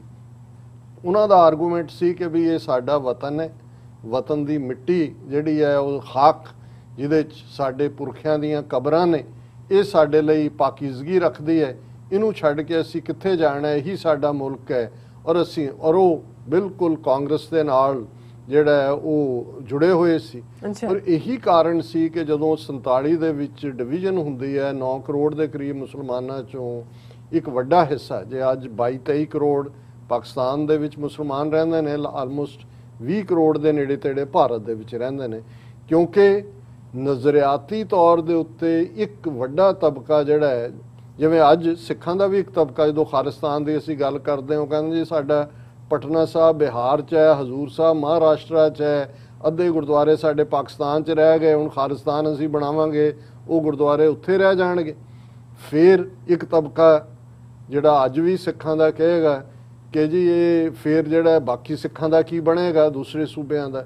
ਹਾਲਾਂ ਉਹਨਾਂ ਨੂੰ ਇਹ ਆਰਗੂਮੈਂਟ ਨਹੀਂ ਜਿਹੜਾ ਉਹ ਉਹਦੇ ਵੱਲ ਧਿਆਨ ਦੇਣਾ ਚਾਹੁੰਦੇ ਕਿ ਜਦੋਂ ਤੁਹਾਡਾ ਕਿੱਲਾ ਤਗੜਾ ਹੁੰਦਾ ਹੈ ਫਿਰ ਤੁਹਾਡੀ ਆਵਾਜ਼ ਹਰ ਥਾਂ ਸੁਣੀ ਜਾਂਦੀ, ਤੇ ਜੇ ਤੁਹਾਡਾ ਕਿੱਲਾ ਹੀ ਨਹੀਂ ਹੈ, ਹੁਣ ਅੱਜ ਜੇ ਪਾਕਿਸਤਾਨ ਇੱਕ ਵੱਖਰਾ ਨੇਸ਼ਨ 47 ਦੇ ਵਿੱਚ ਹੋਂਦ 'ਚ ਆਇਆ ਤੇ ਜੇ ਤੁਸੀਂ ਕੰਪੇਅਰ ਕਰਨਾ ਹੈ ਕਿ ਵੀ ਇੱਕ ਪਾਸੇ ਜਿਹੜੇ ਭਾਰਤ ਦੇ ਮੁਸਲਮਾਨ ਨੇ ਉਹਨਾਂ 'ਚ ਕਸ਼ਮੀਰੀਆਂ ਨੂੰ ਛੱਡ ਕੇ ਜਿਹੜੇ ਲੜੇ ਨੇ ਔਰ ਲੜ ਰਹੇ ਨੇ ਕਿਉਂਕਿ ਉਹਨਾਂ ਨੂੰ ਇਹ ਹੈ ਕਿ ਭਾਈ ਅਸੀਂ ਨਹੀਂ ਰਹਿਣਾ ਇਹਨਾਂ ਦੇ ਨਾਲ, ਬਾਕੀ ਤਾਂ ਭਾਰਤ ਦੇ 200 ਮਿਲੀਅਨ ਮੁਸਲਮਾਨ ਗਾਵਾਂ ਬਣੇ ਹੋਏ ਨੇ, ਉਹਨਾਂ 'ਚੋਂ ਤਾਂ ਕੋਈ ਅਗੇਂਸਟ ਇੰਡੀਆ ਤਹਿਰੀਕ ਨਹੀਂ ਉੱਠੀ। ਉਹ ਤਾਂ 5 ਨਮਾਜ਼ਾਂ ਦਾ 5 ਵੇਲੇ ਹੀ ਪੜ੍ਹਦੇ ਹੋਣਗੇ ਤੇ ਉਹ 7 ਵਾਰੀ ਆਪਣੇ ਆਪ ਨੂੰ ਤਿਰੰਗੇ 'ਚ ਲਪੇਟਿਆ ਹੁੰਦਾ ਉਹਨਾਂ ਨੇ ਦਿਨ 'ਚ, ਇਹ ਦੱਸਣ ਲਈ ਵੀ ਅਸੀਂ ਬੜੇ ਕੌਮ ਪ੍ਰਸਤ ਹੈ, ਮੁਲਕ ਪ੍ਰਸਤ ਹੈ ਅਸੀਂ ਔਰ ਫਲਾਣਾ ਢਿਮਕਾ। ਅੱਜ ਵੀ ਤੁਸੀਂ ਉਸ ਪੀਰੀਅਡ ਦੀ ਜਾਮੀਆ ਮਿਲੀਆ ਇਸਲਾਮੀਆ ਯੂਨੀਵਰਸਿਟੀ 'ਚ ਜਿੱਥੇ ਇੰਡੀਅਨ ਨੈਸ਼ਨਲਿਜ਼ਮ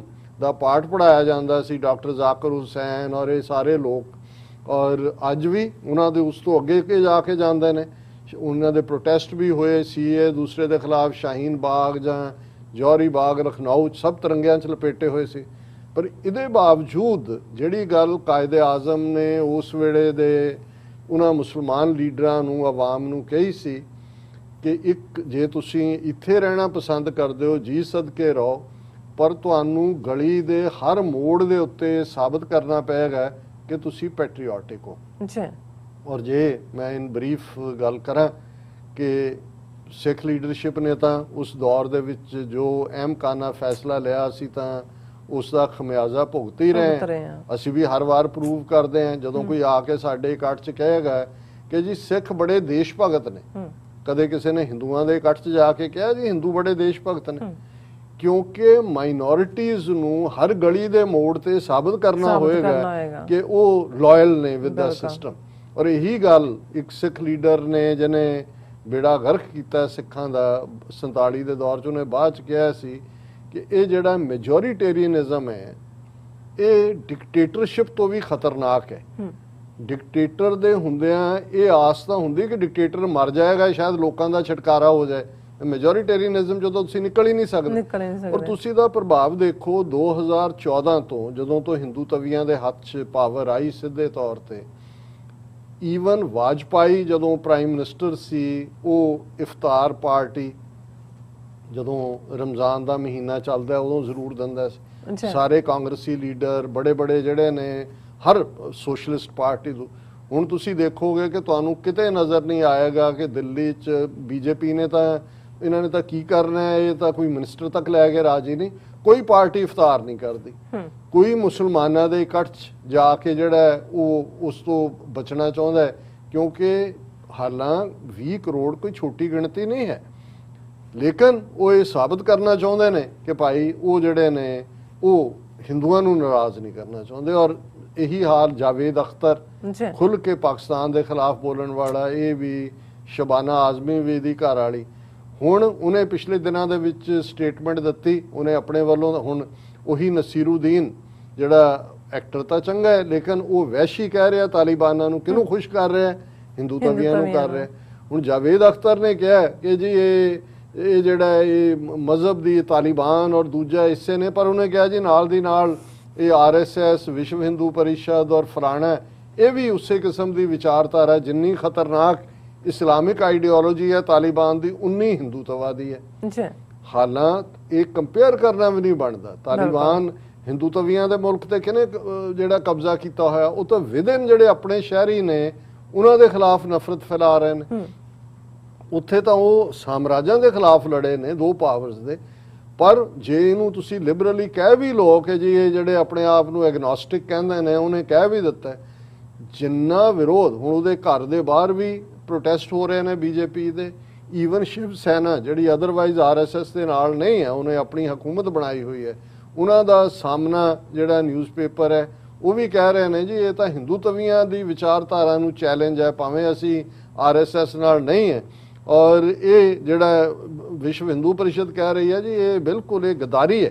ਸੋ ਮਤਲਬ ਅੱਜ ਹਾਲ ਇਹ ਹੈ ਕਿ ਦੋਨੋਂ ਪਾਸਿਆਂ ਦੇ, ਇੱਕ ਪਾਸੇ ਤਾਂ ਇਹ ਜਾਵੇਦ ਅਖਤਰ ਵਾਲੇ ਜਿਹੜੇ ਇੰਡੀਅਨ ਨੈਸ਼ਨਲਿਸਟ ਔਰ ਥੋੜਾ ਬਹੁਤ ਰੱਖਣ ਵਾਲੇ ਜੀ ਅਸੀਂ ਜਿਹੜਾ ਉਹ ਬਿਲਕੁਲ ਨਿਊਟਰਲ ਹੈ, ਤੇ ਨਸੀਰੁਦੀਨ ਸ਼ਾਹ ਵਰਗੇ ਜਿਹੜੇ ਬਿਲਕੁਲ ਦੂਜੇ ਪਾਸੇ ਖਲੋ ਕੇ ਜਿਹੜਾ ਕਹਿੰਦਾ ਜੀ ਮੈਂ ਗਾਲਬ ਵਰਗਾ ਮੁਸਲਮਾਨ ਹੈ। ਉਹ ਗਾਲਬ ਬਾਰੇ ਆਂਦਾ ਹੈ ਜੀ ਕਿ ਉਹਨੂੰ ਜਦੋਂ ਬ੍ਰਿਟਿਸ਼ ਐਮਪਾਇਰ ਨੇ ਉਹਨਾਂ ਦੇ ਜਦੋਂ ਵਜ਼ੀਫਾ ਉਹਨਾਂ ਨੇ ਵੀ ਲਾਤਾ ਉਹਦਾ, ਜਾਂ ਉਹ ਚੱਲ ਰਿਹਾ ਸੀ ਉਹਦਾ, ਉਹਨੂੰ ਕਿਹਾ ਜੀ ਤੂੰ ਮੁਸਲਮਾਨ ਹੈ? ਕਹਿੰਦਾ ਆਧਾ ਮੁਸਲਮਾਨ ਹੂੰ। ਉਹਨੇ ਕਿਹਾ ਕੀ ਹੈ? ਕਹਿੰਦਾ ਸੂਰ ਨਹੀਂ ਖਾਤਾ, ਸ਼ਰਾਬ ਪੀਤਾ ਹੂੰ।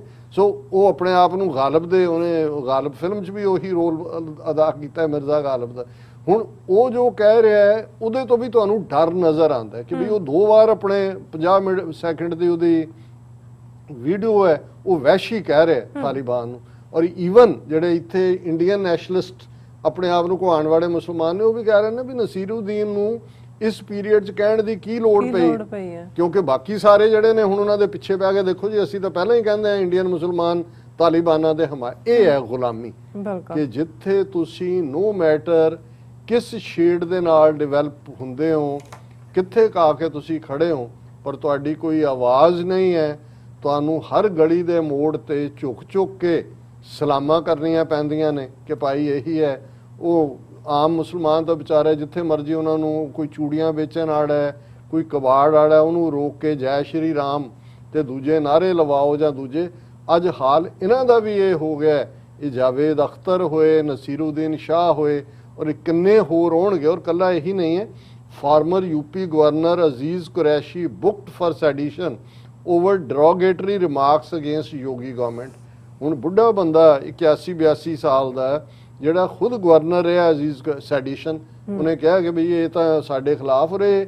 ਅਸੀਂ ਦੇਖ ਰਹੇ ਹਾਂ ਕਿ ਇਹ ਟ੍ਰੈਂਡ ਬਿਲਕੁਲ ਜਿਸ ਕਿਸਮ ਦੀ ਐਕਸਟ੍ਰੀਮ ਲਾਈਨ ਇਹਨਾਂ ਨੇ ਲਈ ਹੋਈ ਹੈ, ਇੱਕ ਪਾਸੇ ਇਹ ਲਾਈਨ ਲਈ ਹੈ, ਦੂਸਰੇ ਪਾਸੇ ਤਾਲਿਬਾਨ ਤੋਂ ਅਸ਼ੋਰੈਂਸ ਮੰਗ ਰਹੇ ਨੇ ਕਿ ਜੀ ਇਹ ਤੁਸੀਂ ਇੰਡੀਆ ਦੇ ਮਾਮਲਿਆਂ 'ਚ ਇੰਟਰਫੀਅਰ ਨਹੀਂ ਕਰੋਗੇ, ਤੁਸੀਂ ਜੋ ਰੱਖਿਆ ਹੋਇਆ ਹੈ ਜਿਸ ਕਿਸਮ ਦਾ ਜੋ ਤੁਹਾਡਾ ਵਰਤਾਰ ਹੈ, ਇਹ ਗੱਲ ਇਨਐਵਿਟੇਬਲ ਹੋਏਗੀ ਕਿ ਅਲਟੀਮੇਟਲੀ ਉਹ ਕੱਲਾ ਤਾਲਿਬਾਨ ਨਹੀਂ, ਕੋਈ ਵੀ।